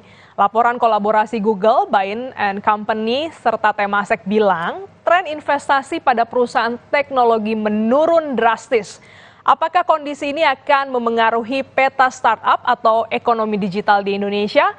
Kompas Bisnis sudah bersama dengan Country Director Google Indonesia, Randy Yusuf. Selamat pagi, Pak Randy. Selamat pagi, Glenis. Ya. Terima kasih atas undangannya. Nah, ini jadi sorotan juga terkait dengan pertumbuhan pasar digital kita. Nah, sebenarnya apa sih Pak perubahan yang terjadi saat pandemi dan juga sekarang, serta bagaimana posisi Indonesia? Kalau saya berikan intisarinya, Glenis, sejak pandemi, sebelum pandemi kan Indonesia dan juga negara-negara lain di seluruh Asia Tenggara growing dari digital ekonominya sangat cepat sekali. Malahan kalau kita lihat dibandingkan dengan estimasi yang kita lakukan mulai dari tahun 2016, itu kita mengekspektasi ekonomi digital, ekonomi di Asia Tenggara akan mencapai lebih dari 100 miliar pada tahun tertentu, tapi lebih cepat. Nah, kalau kita lihat, sekarang kita memang mengalami fase yang berbeda, mulai dari fase dulunya fokusnya ke akuisisi customer, sekarang fokusnya ke monetisasi. Nah, ditambah juga dengan tentu saja semua teman-teman tahu, challenging dari semua tantangan dari makroekonomi, itu semua juga berpengaruh. Oleh karena itu, seperti yang tadi Anda bilang, kita melihat dari seluruh Asia Tenggara, termasuk Indonesia, memang investasi dari venture capital di dunia startup turun tahun ini dibanding tahun-tahun sebelumnya. Tapi kalau boleh saya tambah satu hal yang saya masih, dan report ini kita cukup optimis, report dari Google, Bain, dan Temasek, adalah kita melihat contohnya kalau di Indonesia, kalau kita lihat investasi di digital economy, di perusahaan digital economy startup di Indonesia dari tahun 2019 sampai sekarang, Indonesia itu kumulasinya itu sekitar 22 miliar US dollar, dan itu adalah yang tinggi sekali dibanding negara-negara lain, termasuk kecuali Singapura ya, Singapura kan kayak sebagai regional hub. Contohnya negara seperti Vietnam sekitar kumulasinya beberapa tahun belakang ini 6 miliar US dollar, dan Thailand dan sebagainya 3 miliar. Sementara Indonesia 22 miliar US dollar kumulasi investasi dari tahun 2019 sampai first half tahun ini. Jadi memang slow down intisarinya, Glenis, tapi kami masih cukup optimis karena sudah banyak investasi yang masuk, tapi sekarang kita masuk ke fase bagaimana kita mendapatkan digital economy grow yang lebih sehat dengan menemukan cara-cara untuk meninggikan monetisasi dari perusahaan-perusahaan digital economy. Oke, ada perubahan situasi untuk pengelolaan dari investasi ekonomi digital ini. Nah, Pak Randy, sebenarnya wilayah mana saja di Indonesia yang menyokong perkembangan ekonomi digital? Apakah hanya di Pulau Jawa misalnya? Sebenarnya di seluruh Indonesia, Glenis, di report ini kita mengupas lebih dalam dan menggunakan contoh dari e-commerce demand di seluruh Asia Tenggara termasuk Indonesia di berbagai provinsi, di berbagai kota dan sebagainya, dan kita bandingkan dengan supply dari e-commerce. Nah, kalau kita melihat demand untuk digital economy, dan itu maksudnya saya digital economy itu tentu saja e-commerce ya contohnya ya, demand-nya itu bukan hanya di Jakarta, tentu saja di kota-kota besar di pulau-pulau lain, dan juga malahan kota-kota menengah dan kota kecil. Tetapi supply-nya, maksud saya dari demand ini kita ukur berdasarkan data yang kita lihat dari trending dari Google Search, orang yang searching ya, memberikan query yang berhubungan dengan e-commerce. Jadi banyak orang mau ya. Tapi kalau kita lihat dari supply, maksudnya supply kita melihat dari drop off point, dari tempat drop off point untuk e-commerce itu memang berkonsentrasi belum merata. Dan ini bukan cuma Jakarta doang. Ada juga drop off point yang lebih tinggi di tempat-tempat kota-kota besar lainnya di Indonesia seperti Surabaya dan sebagainya, tapi masih belum merata. Jadi seperti yang Anda bilang, benar, masih ada kesetimbangan. Tapi kami, kalau boleh saya tambahkan dikit, kami masih cukup optimis, soalnya di laporan ini, kami juga mengupas lebih dalam yang kami bilang sebagai digital inklusivitas, digital inclusion, dan digital participation. Pertama, dari sisi digital inclusion, digital inklusivitas, kami lihat, kalau dibanding dengan tahun 2015 contohnya, internet penetration di kota-kota besar di Indonesia 40%, sekarang hampir 90%. Di kota-kota bukan besar, tahun 2015 kita lihat 20%, sekarang sudah hampir 75%. Jadi kita melihat sebenarnya kalau digital inklusivitas terus akses internet itu sudah cukup meningkat ya di banyak tempat di Indonesia. Meskipun tentu saja masih ada sedikit kesenjangan. Tapi bagaimana sekarang kita ingin meninggikan digital participation. Digital participation adalah bagaimana mereka dapat melakukan transaksi digital, apakah itu payment dan sebagainya, membeli dan sebagainya. Dan di report ini kita mengupas bagaimana cara-cara untuk membantu itu, Gladys. Tapi kalau kita kaitkan dengan tren penurunan minat investasi yang nilainya ini drastis, apakah kondisi ini akan memengaruhi peta startup di Indonesia? Ya, menurut saya pertama kalau boleh saya ulang lagi ya. Tadi karena saya bilang kan investasinya kan bukan hanya satu tahun aja ya. Kalau kita melihat investasi kumulasi yang seperti saya bilang, kalau Anda lihat dari report ini dari investasi dari tahun 2019, 2020, 2021 dan sebagainya sampai tahun ini, itu kumulasi di Indonesia 22 miliar US dollar. Dan negara-negara lebih kecil. Kedua, di report ini kita juga melihat berapa uang dry powder yang masih tersedia. Dry powder adalah uang yang investor siapkan untuk dapat diinvestasikan. Dan itu masih tinggi sekali, sekitar 16 miliar US dollar. Jadi masih banyak sekali kesempatan, Glenis, tapi tentu saja semua investor pasti sama ya, apakah itu investasi di dunia digital, apa di mana. Kalau mereka menaruh investasi, tentu saja mereka pengen mendapatkan return yang bagus ya, return yang positif. Nah, itulah salah satu hal yang masih sedang digodok. Nah, kami optimis, oleh karena itu kami bisa melihat digital ekonomi akan terus berkembang, karena kami melihat unsur-unsur banyak kemajuan. Contohnya, perusahaan-perusahaan yang sekarang startup yang sudah besar sudah mulai transisi dengan menemukan cara-cara monetisasi dengan take rate-nya lebih sehat, menemukan cara-cara lain untuk meninggikan revenue, apakah itu advertising revenue, apakah itu revenue dari insentif dan sebagainya, logistik. Oleh karena itu kami melihat unsur-unsur dari perusahaan-perusahaan digital ekonomi di Indonesia sudah mulai belajar dari tempat lain dan juga mengimplementasikannya, dan itu akan membantu mereka lebih sehat dari sisi bisnisnya, dan itu akan terus maju menyosong ke depan digital ekonomi Indonesia mencapai 110 miliar dolar di 2025. Itulah akan menjadi negara pertama di Asia Tenggara yang mencapai lebih dari 100 miliar US. Potensinya masih cukup besar ya, Pak Randi. Nah, ini mungkin 10 tahun lagi kita bicara tentang ekonomi digital saat ini. Jika yang dikejar adalah tingkat pendalaman atau inklusi, sektor apa saja yang masih bisa tumbuh, Pak Randy? Ya, kalau tentu saja report ini, Glenis, kita fokusnya pertama di 4 sektor yang utama, yaitu e-commerce, marketplace, transport, dan juga ada food delivery, dan travel, dan juga media. Tapi selain itu juga di report ini kami juga mendalami mengenai digital payment, lending, dan sebagainya, Glenis. Jadi yang pertama, sebagian besar dari perkembangan ini masih di core bisnis yang 4 yang saya bilang tadi, tentu saja e-commerce yang paling besar. Contohnya 82 miliar digital economy tahun ini, 62 miliar adalah e-commerce, jadi yang paling besar. Itu tentu saja e-commerce yang paling besar. Selain itu adalah yang kedua adalah yang berhubungan dengan financial service yang tadi saya bilang. Contohnya Indonesia kita estimasikan digital financial service, digital payment alone sekitar 313 miliar US dollar. Itu yang paling besar di Asia Tenggara karena ada QRIS dan sebagainya. Tapi selain itu kita juga melihat ada sektor-sektor yang baru mulai muncul lah. Apakah itu di education, apakah itu yang berhubungan dengan health, technology, berhubungan dengan B2B, SaaS, enterprise dan sebagainya. Tapi jujur aja sebagian besar adalah masih yang sektor-sektor yang core yang tadi saya sebutkan. Ya, setidaknya ada 4 sektor yang masih bisa bertahan dan juga terus berkembang terkait dengan ekonomi digital Indonesia. Terima kasih Pak Randy Yusuf, Country Director Google Indonesia telah bergabung dalam Kompas Bisnis pada pagi hari ini. Sehat selalu Bapak. Sama, terima kasih Glenis. Dan saudara masih akan membahas terkait dengan ekonomi, kondisi geopolitik yang memanas berdampak pada kinerja ekspor Indonesia. Akibatnya pertumbuhan ekonomi kuartal 3 meninggalkan tren 5% dan turun ke angka 4,95%.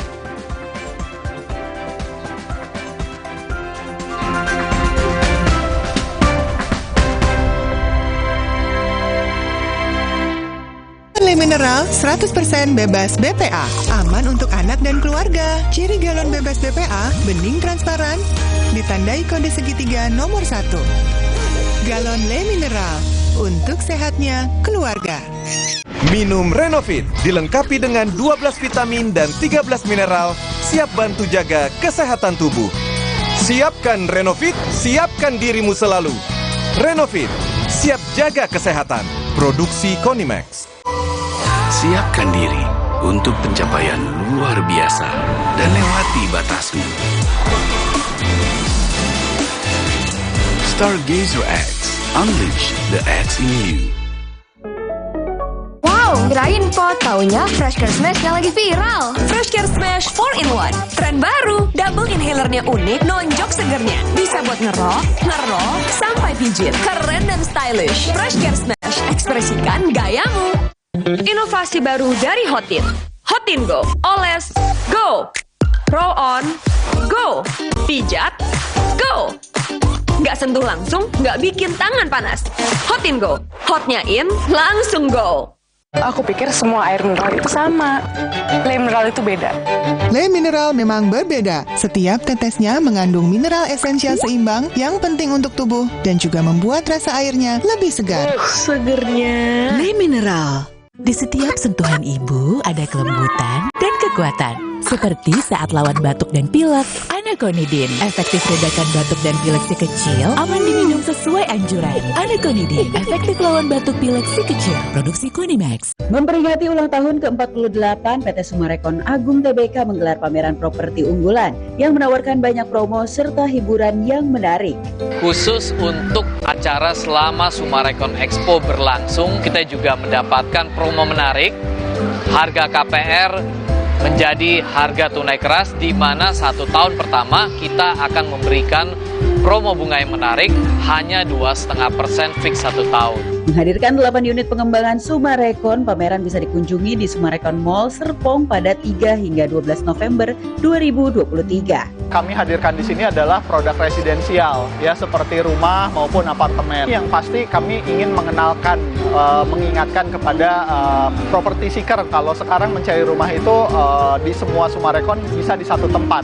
Gitu, bisa di Sumarekon Expo ini. Setiap konsumen yang melakukan transaksi berkesempatan untuk membawa pulang hadiah menarik, hingga hadiah utama sebuah mobil listrik dan 2 motor. Untuk mereka yang bangun lebih pagi, agar bisa mendengarkan lebih awal, untuk mendengar lebih banyak hal, membaginya tepat waktu, agar lebih banyak yang mendengar, lebih banyak yang melihat.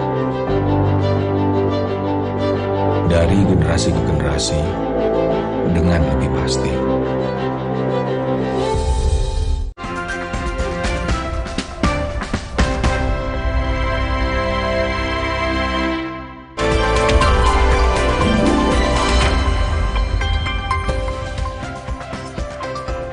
Menko Perekonomian Erlangga Hartarto menyebut perang Israel-Hamas semakin memperkeruh kondisi perekonomian dunia dan akhirnya berdampak pada kondisi ekonomi Indonesia. Padahal ekonomi dunia masih diguncang panasnya geopolitik Rusia-Ukraina yang berkepanjangan. Ketidakpastian ekonomi global sudah memberi dampak pada perekonomian domestik di kuartal 3 tahun ini. Salah satu yang sangat terasa adalah sektor ekspor. Namun, Erlangga optimistis ekspor impor akan tetap bertumbuh.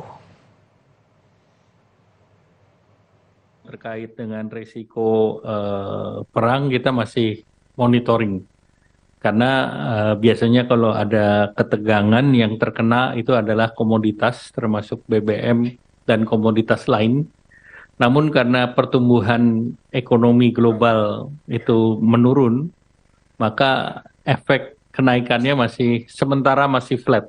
Kita belum tahu berapa panjang, sehingga tentu nanti kita akan antisipasi.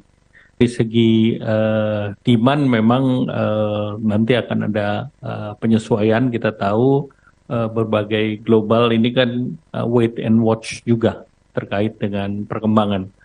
Oleh karena itu kami sih tetap optimis bahwa ekspor impor terus kita akan dorong. Dan kita juga akan melakukan evaluasi terhadap devisa hasil ekspor. karena DHE belum maksimal dalam 3 bulan ini dan kita masih melihat potensi 8 billion US dollar dari devisa ini masih parkir di tempat lain. Menteri Keuangan Sri Mulyani bilang untuk menekan dampak kondisi global yang sedang tidak baik-baik saja saat ini, Kementerian Keuangan terus berkoordinasi dengan Bank Indonesia. Keduanya membuat kebijakan terutama untuk mengurangi tekanan dari negara maju, terutama dari kebijakan suku bunga negara maju. Memang suasana dan situasi global tidak mudah, karena seperti yang saya sampaikan di berbagai kesempatan, satu, bahwa Federal Reserve sudah menaikkan suku bunganya sekarang kan posisinya di 5,25 sampai 5,5. Ini menimbulkan pressure yang sangat besar. Di yieldnya surat berharga negara Amerika sendiri selama beberapa bulan terakhir ini mengalami dinamika dan volatile yang cukup tinggi, dan ini memaksa banyak sekali SBN dunia juga mengalami perubahan. Nah, kami dengan Bank Indonesia terus menjaga dari sisi sinkronisasi kebijakan fiskal moneter termasuk untuk pembiayaan kita. Makanya Bank Indonesia di dalam mengawal apakah kurs, inflasi, pemerintah juga mendukung dari sisi untuk inflasi. Kita ada tim pengendalian inflasi dan memberikan insentif untuk meningkatkan kemampuan kita mengurangi pressure harga. Dan dari sisi pasar uang, pasar SBN, kita terus berkoordinasi agar Indonesia mampu untuk menangani pressure yang berasal dari negara-negara maju. Presiden Amerika Joe Biden dikecam sejumlah rekan separtainya Partai Demokrat karena dukungan pemerintah Biden ke Israel. Korban yang terus bertambah dan tak ada seruan gencatan senjata dari Amerika membuat popularitas Biden di kalangan Arab Amerika dan Muslim berada di ujung tanduk. Berikut liputan VOA selengkapnya. Seiring serangan bertubi di Gaza dan yang terkini di kamp pengungsi Al-Shati, surat terbuka dilayangkan ke Presiden Joe Biden oleh Dewan Nasional Muslim Partai Demokrat yang menuntut Biden untuk menengahi upaya gencatan senjata sebelum Selasa pekan lalu. Jika tak dipenuhi, konsekuensinya jutaan warga Muslim Amerika. We know for a fact that our community will make a difference in the battleground states, and I think Democratic Party leaders are paying attention, and they are afraid of what's happening, and they're sending messages to the White House that this is going to hurt our chances in 2024. Jika tak dipenuhi, konsekuensinya jutaan pemilih Muslim Amerika akan menangguhkan dukungannya ke Biden pada pemilu AS tahun depan. Gedung Putih berkomitmen untuk mendekatkan diri dengan komunitas Muslim Amerika. We're going to continue to engaging with the Muslim community, the Arab American community, and Palestinian American leaders to hear their concerns. Pada pemilu 2020 lalu, sedikitnya 1 juta pemilih Muslim memberikan suara. Jumlah ini cukup untuk mengubah posisi kandidat di beberapa negara bagian penentu. Kebanyakan Muslim dan Arab Amerika merupakan pendukung kandidat Demokrat. Tapi perubahan mungkin bisa terjadi mengikuti perang yang terus bergejolak. Survei terbaru dari Arab American Institute menunjukkan dukungan pemilih Arab Amerika untuk Joe Biden menurun dari 59% pada pemilu 2020 ke 17% pada pemilu 2024 mendatang. Sebaliknya, warga Amerika keturunan Yahudi menyambut baik dukungan Biden terhadap Israel. Israel is an important issue, remains a very important issue to Jewish voters. It's an issue about which there's a very high emotional attachment between Jewish Americans and support of Israel. Ada sekitar 7 juta warga Yahudi yang tinggal di Amerika dan merupakan 3% dari persentase pemilih di AS. What he's saying to Israel, to help me, to help you. If you give maximum effort to fight in the right way, according to the laws of war, then it makes it easier for me to support you and get support from you in the international community and at home in America and in the Democratic Party. Survei lain menunjukkan pendukung partai oposisi Republik lebih mendukung Biden untuk mengirim senjata ke Israel dibandingkan pendukung partai Demokrat. There isn't a lot of room for Republicans here, whether it's Trump or the Republicans in Congress, to outflank Biden on support for Israel. Tekanan menyerukan gencatan senjata makin kencang dari demonstran anti perang. Sementara pejabat AS menganjurkan jeda-jeda kemanusiaan guna memberikan kesempatan agar bantuan dapat menjangkau warga sipil. Namun menyebut gencatan senjata pada saat ini hanya akan menguntungkan Hamas. Dari Washington DC, Virginia Gunawan dan tim VOA. Tetaplah bersama kami saudara, usai jeda, Sapa Indonesia Pagi akan kembali dengan informasi lainnya.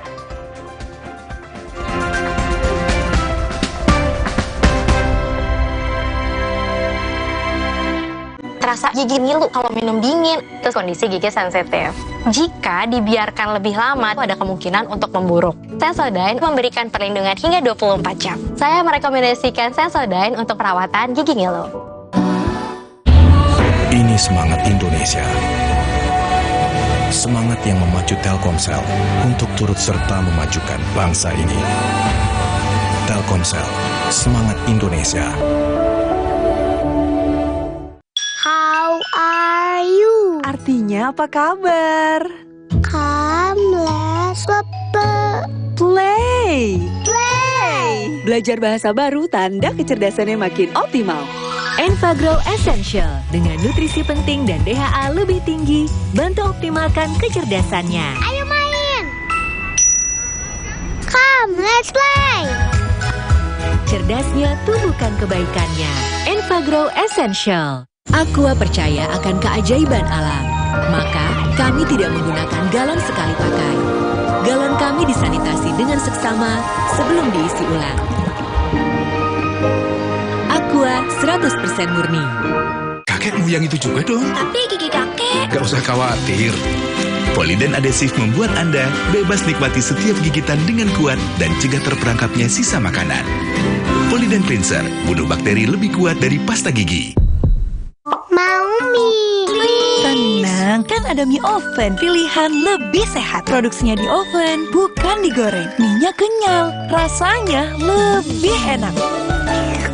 Mie oven, sehat, enak lagi. Aqua percaya akan keajaiban alam, maka kami tidak menggunakan galon sekali pakai. Galon kami disanitasi dengan seksama sebelum diisi ulang. Aqua 100% murni.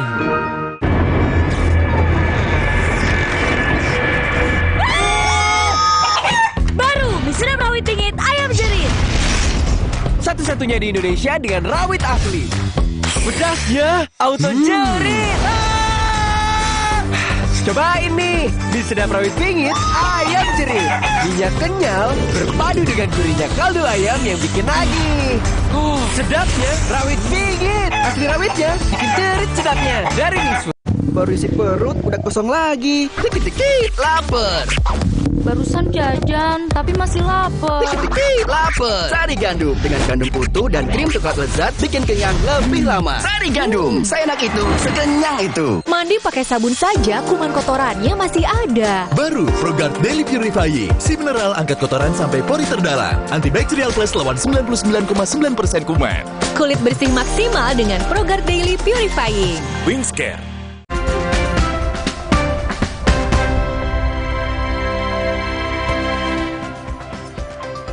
Saudara, geram dengan maraknya peredaran narkoba, warga di kota Padang Sidempuan, Sumatera Utara menggerebek ada 8 orang yang tengah bertransaksi narkoba. Warga menemukan sabu seberat 104 gram. Mana bebek? Ambil. Udah, kita kooperatif aja. Warga Kelurahan Ayek Tampang Sibulan-Bulan menggerebek 8 pria dan mendapati ada 1 bungkus diduga sabu yang sempat dibuang ke semak-semak oleh salah seorang pelaku. Warga kesal lantaran wilayah mereka kerap dijadikan lokasi transaksi narkoba. Polisi telah memeriksa 8 orang, 3 diantaranya ditetapkan sebagai tersangka atas kepemilikan sabu seberat 104 gram. Pelaku kini mendekam di sel tahanan dan terancam hukuman seumur hidup. Babin Kamtibmas dan masyarakat setempat melaksanakan pengamanan atau penggerebekan di lokasi tersebut. Dari lokasi itu kita amankan 8 orang. 8 orang dengan rincian 3 orang bisa kita lanjutkan penyidikannya. Sementara 4 orang lagi kita cek urin positif dan 1 orang negatif. Demikian. Barang bukti yang diamankan dari lokasi berapa banyak? Kami jelaskan bahwa barang bukti yang kita temukan di sana dari diduga tersangka A kita temukan ada 11 paket. Dari terduga L dan H kita amankan ada lebih kurang 93,03 gram. Totalnya semua? Totalnya semua sekitar 104 gram. Kita ke informasi dari mancanegara, saudara. Pasukan Pertahanan Israel atau IDF merilis rekaman yang mengklaim temuan terowongan militan Hamas di Gaza, Palestina. Mereka kemudian meledakkan lubang itu dengan bom.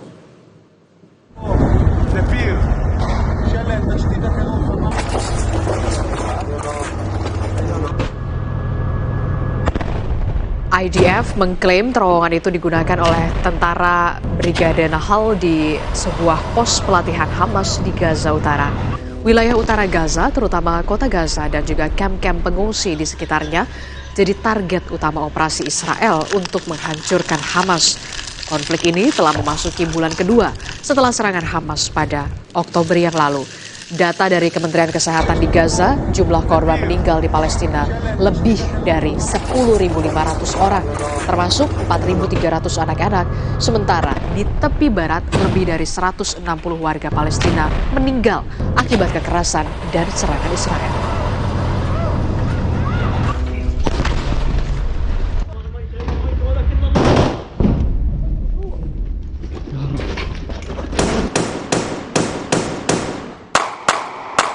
Di tengah gempuran Israel, kelompok militan Hamas juga merilis video peluncuran roket dari jalur Gaza dan di sekitarnya.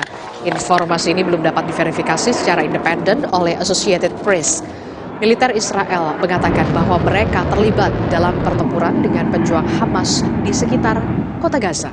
Foto-foto yang dibagikan oleh militer Israel menunjukkan para prajurit terlibat dalam pertempuran di daerah yang hancur, yang penuh dengan puing-puing. Hari Rabu, militer Israel mengumumkan bahwa mereka menewaskan salah satu pengembang utama roket dan senjata Hamas. Meski begitu, Hamas membantah klaim Israel. Konfirmasi independen tentang klaim medan perang tidak mungkin dilakukan oleh kedua belah pihak. Israel memusatkan operasinya di kota Gaza yang dihuni sekitar 650.000 orang sebelum perang. Dan Israel menuding bahwa Hamas memiliki pusat komando dan jaringan terowongan yang luas di daerah itu.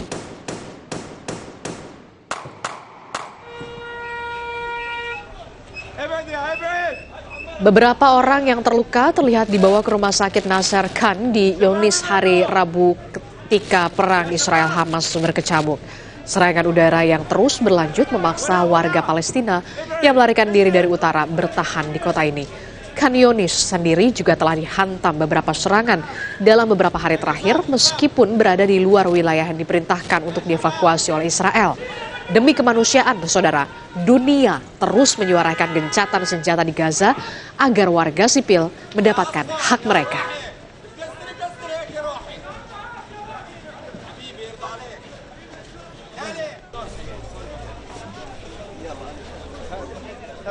Sementara itu, saudara, warga sipil Palestina meninggalkan wilayah Gaza Utara seiring dengan ancaman militer Israel yang hanya memberikan waktu selama 4 jam untuk proses evakuasi. Ribuan warga sipil Palestina, termasuk diantaranya banyak sekali anak-anak, berjalan di Jalan Raya Salah al-Din, perbatasan wilayah utara dan selatan Gaza. Tak banyak barang yang mereka bawa, saudara, hanya pakaian dan beberapa barang yang bisa mereka genggam. Sementara itu, beberapa orang terlihat mendorong keluarga yang lanjut usia dengan menggunakan kursi roda. Dan data PBB mencatat sekitar 1,5 juta dari 2,3 juta penduduk Gaza telah mengungsi. قذائف وقصف وعنا معاقة. احنا طلعنا من بيتنا لانه ما فيش المنطقة كلها اخلى. فيش طلعنا على المدارس مش آمنة برضه.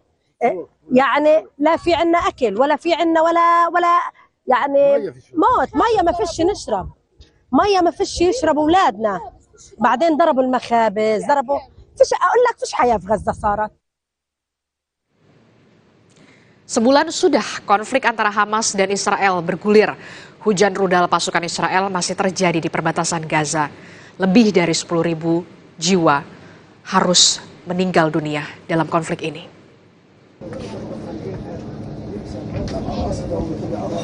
1 bulan sudah konflik antara Hamas dan Israel bergulir. Hujan rudal pasukan Israel masih terjadi di perbatasan Gaza. Korban tewas di jalur Gaza dibawa ke rumah sakit Nasser di Khan Younis. Kebanyakan dari korban adalah anak-anak. Khan Younis sendiri tak luput dari serangan udara Israel. Hari ini serangan Israel juga menyebabkan ledakan hebat di wilayah Deir al-Balah. Warga bergotong royong menyelamatkan para korban tewas, termasuk juga mencari korban di antara puing-puing bangunan.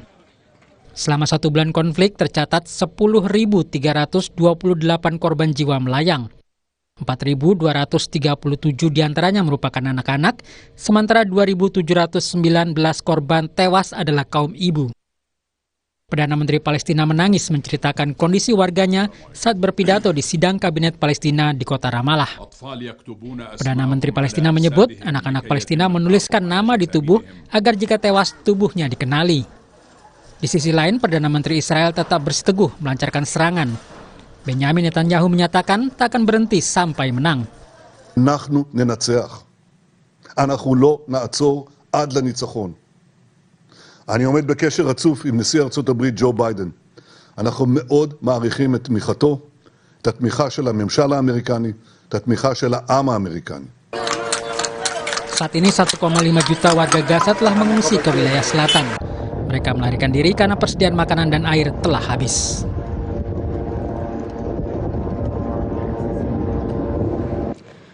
Informasi lainnya akan kami hadirkan sesaat lagi. Jadi tetaplah bersama kami di Sapa Indonesia Pagi.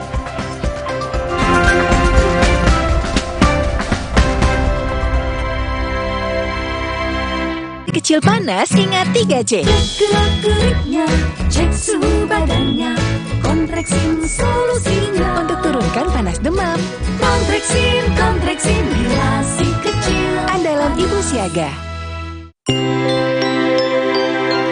Alex sering kembung, rewel, dan gak nyaman. Ini adalah tanda perut sensitif yang sering terjadi pada anak di usia dini. Saya rekomendasikan Enfagrow E+ MFJN Pro Gentle Care. Dengan DHA lebih tinggi untuk proses belajar lebih cepat dan formula PHP yang lebih mudah dicerna.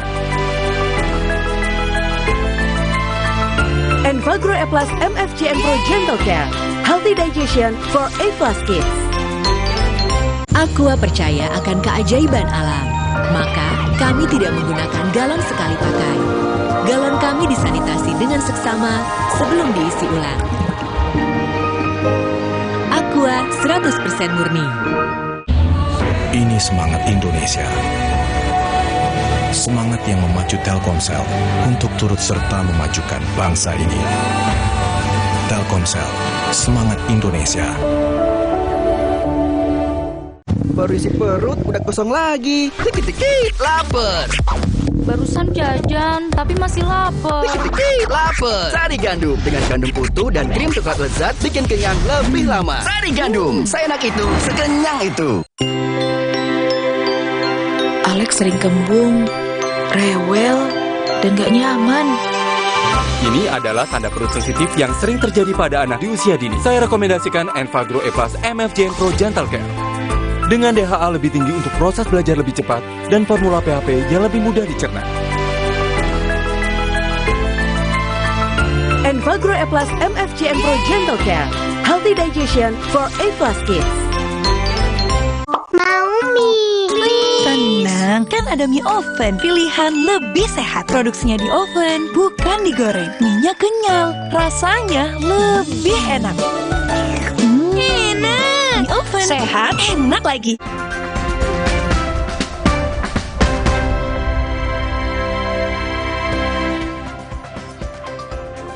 Saudara, Dinas Perhubungan Kota Solo dan Pemkot Surabaya meminta para penonton Piala Dunia untuk menggunakan fasilitas shuttle bus yang telah disediakan. Nah, di Solo disiapkan 10 armada bus untuk shuttle penonton Piala Dunia U17. Nantinya armada ini akan disiagakan di 4 titik penjemputan. Penonton bisa menumpang shuttle dengan membayar hanya Rp6.000 saja untuk pulang pergi. 10 armada shuttle bus telah disiapkan di kantor Dinas Perhubungan Kota Solo, Jawa Tengah. Bus-bus ini biasanya digunakan untuk angkutan wisata, namun sekarang disiagakan demi kelancaran pelaksanaan Piala Dunia U17. 10 unit bus akan disiagakan di 4 titik penjemputan, yaitu di Benteng Vastenburg, Terminal Tirtonadi, Lapangan Sumber, dan juga lapangan parkir Pura Mangkunegaran. Penonton yang akan ke Manahan bisa memarkirkan kendaraan di 4 titik ini, kemudian menumpang shuttle bus karena Manahan steril dari kendaraan. Penonton hanya harus membayar Rp6.000 untuk pulang dan pergi. Armada shuttle ini akan beroperasi mulai jam 10 pagi hingga malam hari usai pertandingan. Diharapkan masyarakat bisa memanfaatkan armada ini untuk ke Manahan. Selain 4 titik, masih ada belasan kantong parkir yang disiapkan. Sementara pemerintah Kota Solo juga mengimbau masyarakat yang akan menonton di Stadion Gelora Bung Tomo untuk menggunakan shuttle bus. Pasalnya area sekitar Stadion GBT tidak disediakan parkir khusus penonton dan hanya untuk tamu undangan. Pemkot Surabaya menyediakan 110 shuttle bus tanpa dipungut biaya alias gratis.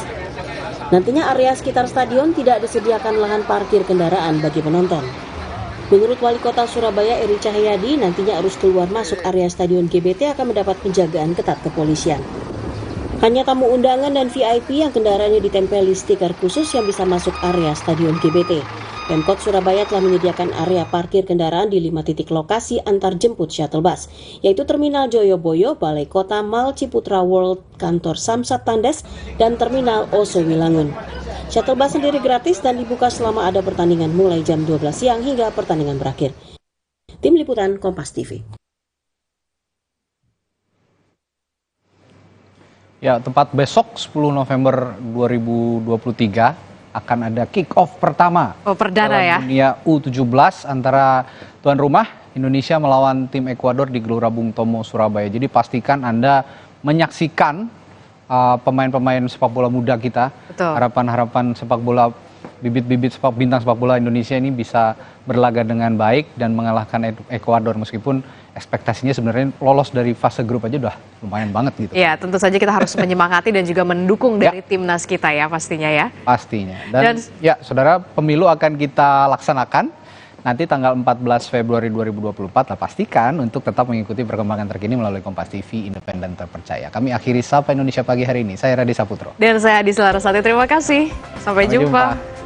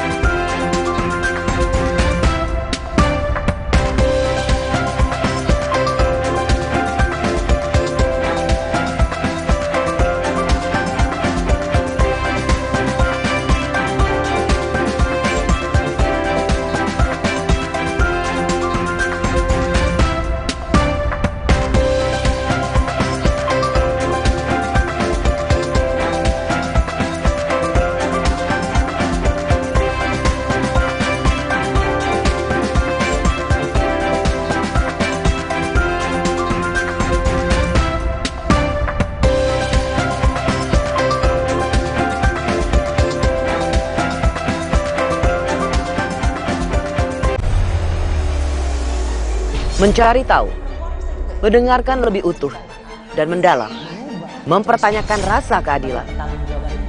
Saya mau minta klarifikasi. Klarifikasi. Bapak malu nggak sih? Apakah saya dengar minta maaf yang benar kan backingnya para jenderal orang-orang Kita mengingatkan penguasa, menghibur yang papa. Rosi. Dapatkan berita dan informasi utama seputar pemilu 2024. Ketahui serba-serbi jelang pencoblosan. Kawal prediksi hasil pemilu. Simak analisa perolehan suara para kontestan. Ikuti rangkaian Pemilu Damai 2024 bersama Kompas TV, Rumah Pemilu.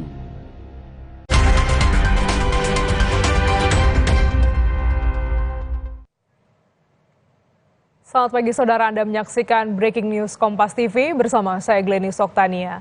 Mahkamah Konstitusi hari ini akan menggelar pemilihan pimpinan baru.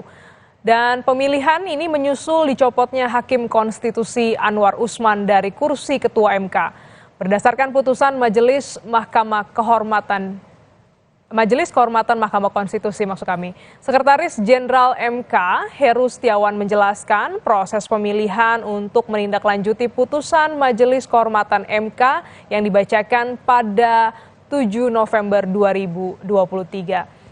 Ini merupakan situasi terkini. Anggota rapat, 9 surat suara telah disiapkan dalam. Ini merupakan situasi saat gladi resik untuk pemilihan Ketua MK pengganti Anwar Usman.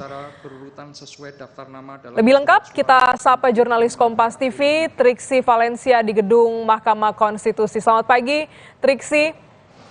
Rencananya ini pada pukul 9 akan dimulai. Proses apa yang sedang berlangsung di gedung MK? Ya, selamat pagi Glenis dan juga saudara. Betul sekali, memang kalau sesuai dengan jadwal, pukul 9 waktu Indonesia bagian Barat ini akan dimulai terkait dengan pemilihan Ketua Mahkamah Konstitusi yang baru. Jadi kalau kita melihat saat ini sudah pukul 9:31 menit yang berarti sudah berjalan sekitar 31 menit, yakni rapat pleno hakim yang dilakukan secara tertutup untuk umum terlebih dahulu. Jadi memang dilakukan di ruang rapat pleno hakim dan secara tertutup dipimpin oleh Wakil Ketua Hakim Konstitusi yakni Saldi Isra, di mana akan dihadiri juga oleh 7 hakim konstitusi lainnya. Hanya akan ada 8 hakim konstitusi Glenis dan juga saudara yang akan melakukan musyawarah dan juga mufakat untuk menemukan atau mencari ketua baru dari Mahkamah Konstitusi. Kalau saat ini yang sedang berlangsung adalah rapat pleno hakim secara tertutup, yang berarti pemilihan ini dilakukan secara musyawarah mufakat terlebih dahulu. Sampai berapa lama tentu ini melihat bagaimana nanti komunikasi maupun juga musyawarah yang dilakukan oleh para hakim. Tapi kalau kita berkaca pada pemilihan pada Maret lalu, di mana untuk rapat pleno hakim sendiri secara tertutup ini bisa berlangsung selama kurang lebih 3 jam. Nah, memang kalau sesuai dengan aturan, Glenis dan juga saudara, apabila dari rapat pleno hakim tidak menemukan mufakat dalam memilih ketua Mahkamah Konstitusi, barulah nanti akan bergeser ke cara berikutnya, yakni adalah voting atau pemungutan suara untuk memilih ketua Mahkamah Konstitusi baru. Nah, pada saat pemungutan suara inilah rapat pleno hakim akan dilakukan secara terbuka untuk umum, jadi kita bisa menyaksikan secara langsung seperti apa pelaksanaan maupun juga pemilihan ketua Mahkamah Konstitusi yang baru, Glenis dan juga saudara. Nah, kalau misalnya juga kita melihat dari aturan Mahkamah Konstitusi nomor 6 tahun 2023 tentang tata cara pemilihan ketua dan wakil ketua Mahkamah Konstitusi, di bagian keempat terkait dengan tata cara pemungutan suara di pasal 6, yakni nanti kalau misalnya memang sudah dilakukan rapat pleno hakim secara terbuka, nanti akan ada seperti surat suara ataupun juga kertas yang akan bertuliskan nomor urut dan juga nama para hakim yang disusun menurut abjad. Nah, ini yang nanti akan dipilih oleh para hakim, barulah nanti akan dihitung seperti apa suara-suara yang sudah dipilih dari 8 hakim tersebut. Baru nanti bisa diketahui apakah memang ada satu nama yang mendapatkan suara terbanyak dan bisa ditetapkan menjadi ketua Mahkamah Konstitusi. Jadi itu tahapannya, Glenis dan juga saudara. Jadi yang pertama saat ini adalah sedang berlangsung rapat pleno hakim secara tertutup terlebih dahulu, melakukan pemilihan secara musyawarah mufakat. Apabila nanti tidak mencapai mufakat, baru beralih ke skema berikutnya, yakni melakukan voting ataupun juga melihat dari suara terbanyak dari 8 hakim. Kenapa hanya 8 hakim, Glenis dan juga saudara? Karena kita tahu memang satu hakim Mahkamah Konstitusi yang sebelumnya menjadi ketua Mahkamah Konstitusi, yakni Anwar Usman, memang sudah dicopot dari jabatannya atau diberhentikan dari ketua Mahkamah Konstitusi karena memang dibuktikan ada pelanggaran etik berat yang dilakukan pada saat pengambilan keputusan. Nah, inilah yang membuat Anwar Usman yang saat ini statusnya menjadi hakim konstitusi tidak dapat dipilih maupun juga mengajukan dirinya kembali menjadi ketua Mahkamah Konstitusi selama masa jabatannya. Jadi sampai masa jabatannya berakhir, dirinya tidak bisa ikut lagi untuk bisa menjadi ketua maupun juga diajukan menjadi ketua Mahkamah Konstitusi. Maka dari itu hanya akan ada 8 hakim konstitusi yang akan melihat ataupun juga bermusyawarah secara bersama siapa yang kemudian bisa dilihat maupun juga mumpuni untuk kemudian menjadi ketua Mahkamah Konstitusi yang baru.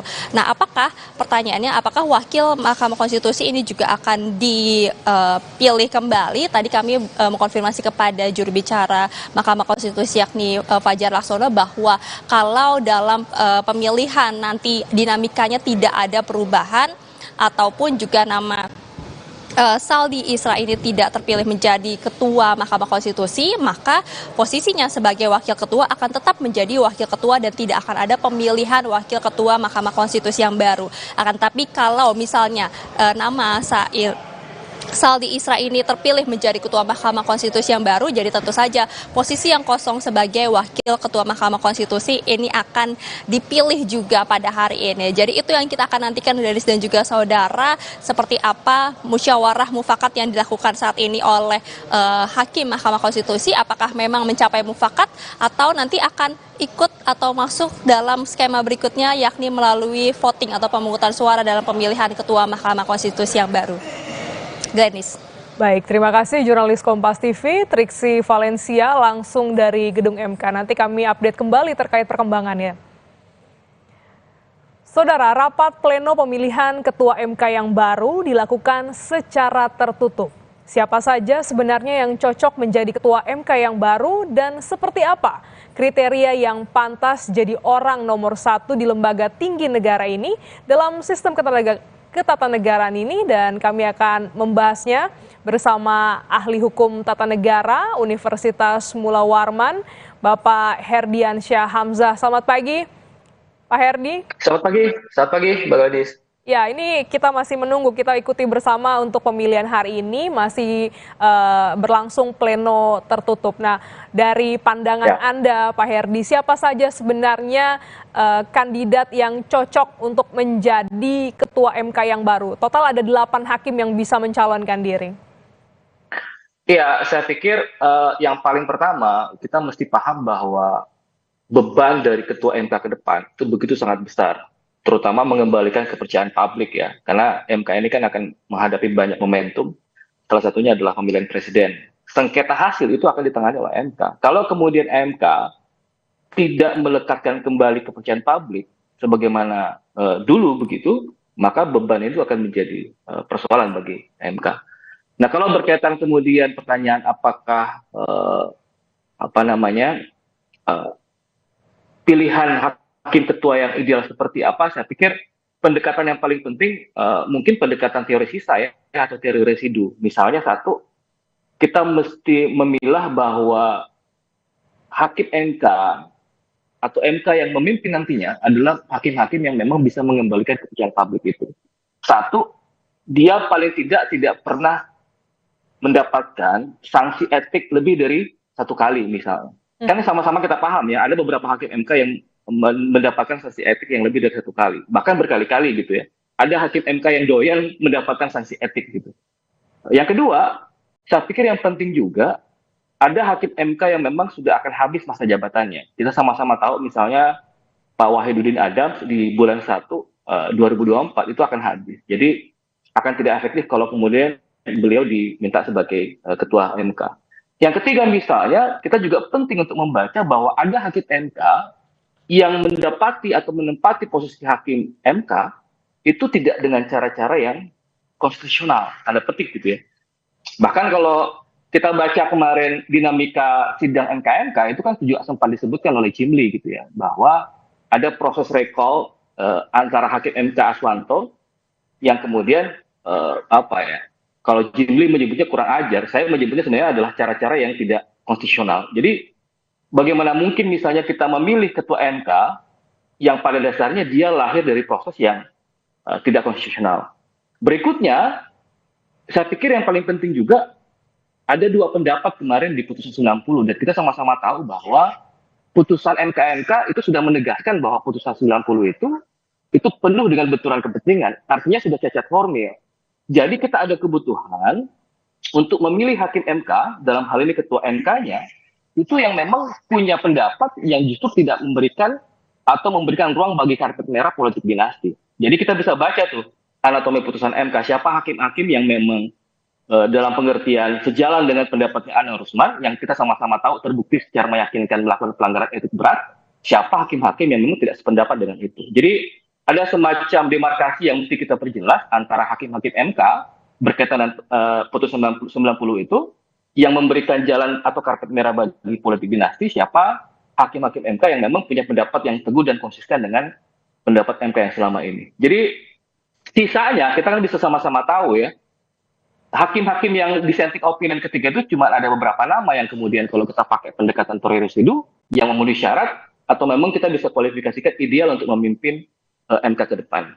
Begitu, Mbak. Jadi ada sejumlah pertimbangan yang perlu juga dilihat begitu ya dari masa jabatan ataupun juga apakah hakim konstitusi ini memiliki konflik kepentingan ya, terlibat konflik kepentingan dengan hal-hal ke depannya begitu, karena kita tahu ini menjadi sorotan bagaimana hakim konstitusi bahkan seorang ketua hakim Mahkamah Konstitusi ini dinyatakan melanggar kode etik, yaitu ada pelanggaran berat, konflik kepentingan. Nah, apakah ini juga akan mempengaruhi panasnya bursa untuk kandidat-kandidat ketua MK nantinya, Pak Herdi?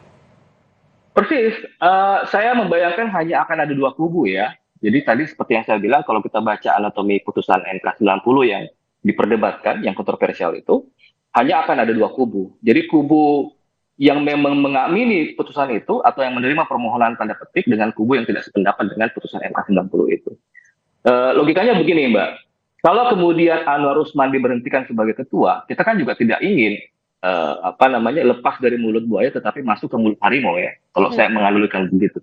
Artinya rejim Anwar Usman ini mesti semacam disisihkan atau di-kick dari bursa pencalonan ketua MK ini. Karena percuma. Kalau saya mengibaratkan kita ingin masuk rumah, ya rumah itu kan mesti kita bersihkan dulu dari segala debu. Baru kita berpikir di mana kemudian meja kita tempatkan, di mana kursi kita tempatkan. Nah, dalam posisi MK yang kemudian bermasalah hari ini, penuh dengan persoalan-persoalan yang kemudian justru semakin membuat publik menjauh, maka yang kita butuhkan sekarang adalah memilih ketua MK yang memang bisa mengembalikan public trust itu, sekaligus juga bisa membawa angin perubahan di dalam MK. Kan yang dibutuhkan MK sekarang dalam rangka mencapai kepercayaan publik kembali itu adalah bagaimana mendesain MK agar menjadi sebuah lembaga yang betul-betul bisa membawa perubahan itu. Nah, kalau kemudian rejimnya sama, misalnya minimal orang-orang yang terpilih adalah orang-orang yang misalnya memang secara ideologi pemikiran tegak lurus dengan apa yang dipikirkan oleh Anwar Usman, itu sama saja bohong gitu. Kita pengen MK kemudian dipimpin oleh orang-orang yang bisa membawa angin perubahan, bisa mereformasi situasi di dalam tubuh MK yang menjadi syarat untuk mengembalikan public trust tadi. Kira-kira begitu. Ya, Pak Herdi, sejumlah ahli hukum ini juga menilai bahwa banyak pihak yang berusaha untuk mengintervensi Mahkamah Konstitusi. Bagaimana tanggapan Anda mengenai hal ini? Iya, salah satu aspek yang kemudian membuat MK semakin dijauhi oleh publik kan adalah intervensi politik itu. Atau kawan-kawan sering menyebutnya sebagai proses politicization of judiciary gitu. Karena itu kemudian kita ada kepentingan bagaimana agar mahkamah ini betul-betul kita jauhkan dari intervensi politik. Salah satu caranya adalah bahwa setiap keputusan-keputusan yang diambil oleh MK itu juga mesti melibatkan ruang partisipasi yang membandai bagi publik. Dan kita sama-sama tahu ya, ruang partisipasi yang memadai itu kan salah satu syaratnya adalah informasi yang harus terbuka. Jadi semua keputusan-keputusan itu mesti dibuka kepada publik, agar publik juga punya informasi yang cukup untuk memberikan atau melakukan proses pengawasan terhadap mahkamah. Justru itu yang mesti kita potong begitu ya. Nah misalnya kalau kemarin, kenapa saya masukkan salah satu kategori calon pimpinan MK atau calon ketua MK yang tidak boleh dari proses yang tidak konstitusional, karena kita sama-sama tahu ya, ada hakim yang keterpilihannya menjadi hakim MK yang memang lahir dari proses politik, pure proses politik. Dan itu kan yang merusak citra MK gitu. Kalau kita belajar bagaimana dinamika mahkamah di luar negeri misalnya, mana ada hakim yang kemudian direcall oleh pengusulnya gitu. Dalam hal ini DPR ketika itu ya. Justru hal-hal seperti ini yang mesti kita jauhkan dari mahkamah agar intervensi politik itu bisa kita lepaskan dan membuat ya mahkamah kembali independen, mahkamah kembali mandiri selayaknya sebagai lembaga judicial yang memang harus mandiri dan independen. Kira-kira begitu. Ya, menarik ini untuk kembali digali bagaimana sebenarnya sosok-sosok kandidat ketua MK yang baru, karena hingga saat ini masih berlangsung rapat pleno secara tertutup, publik belum tahu apa yang menjadi keputusan dari rapat pleno tertutup ini. Namun kami juga akan kembali tanyakan sebenarnya bagaimana kans seorang Saldi Isra sebagai wakil ketua MK, apakah ini juga berpeluang naik? Kita tahu beberapa kali Saldi Isra ini juga berseberangan dengan Anwar Usman dalam putusannya. Dan jangan dijawab dulu Pak Herdiansyah, karena usai jeda Breaking News Kompas TV akan kembali untuk Anda.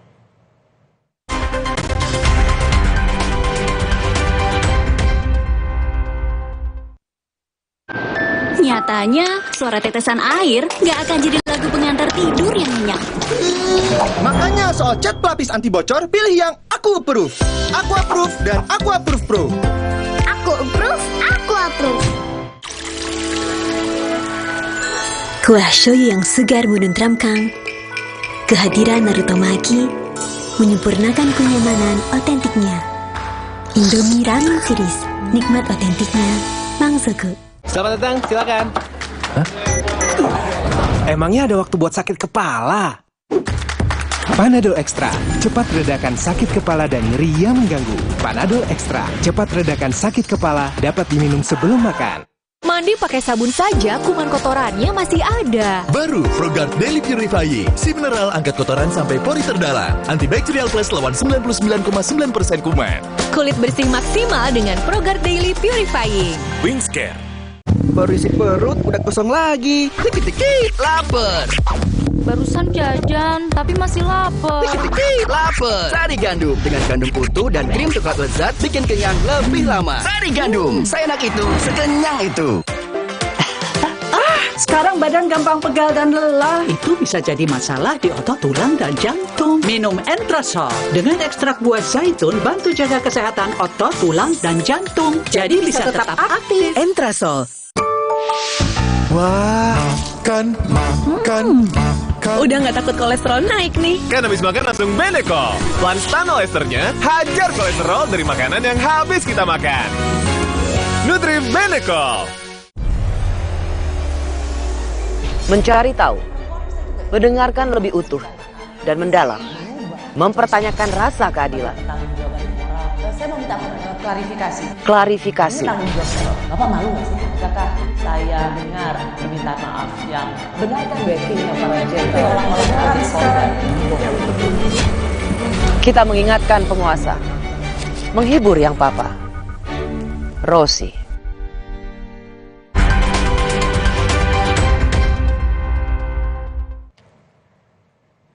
Kita pantau bagaimana situasi terkini dari Gedung Mahkamah Konstitusi Jakarta.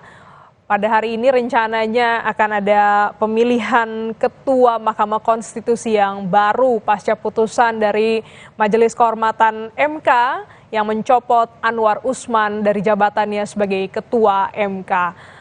Menurut pantauan dari tim liputan Kompas TV, hingga saat ini masih berlangsung rapat pleno secara tertutup untuk para hakim konstitusi memutuskan secara musyawarah mufakat siapa nanti juga akan terpilih. Jika tidak ditemukan kesepakatan, tentu nanti skema yang berlanjut adalah voting begitu untuk memilih Ketua MK yang baru. Dan saat ini kami juga masih terhubung melalui sambungan Zoom bersama dengan ahli hukum tata negara, Bapak Herdiansyah Hamzah dari Universitas Mula Warman.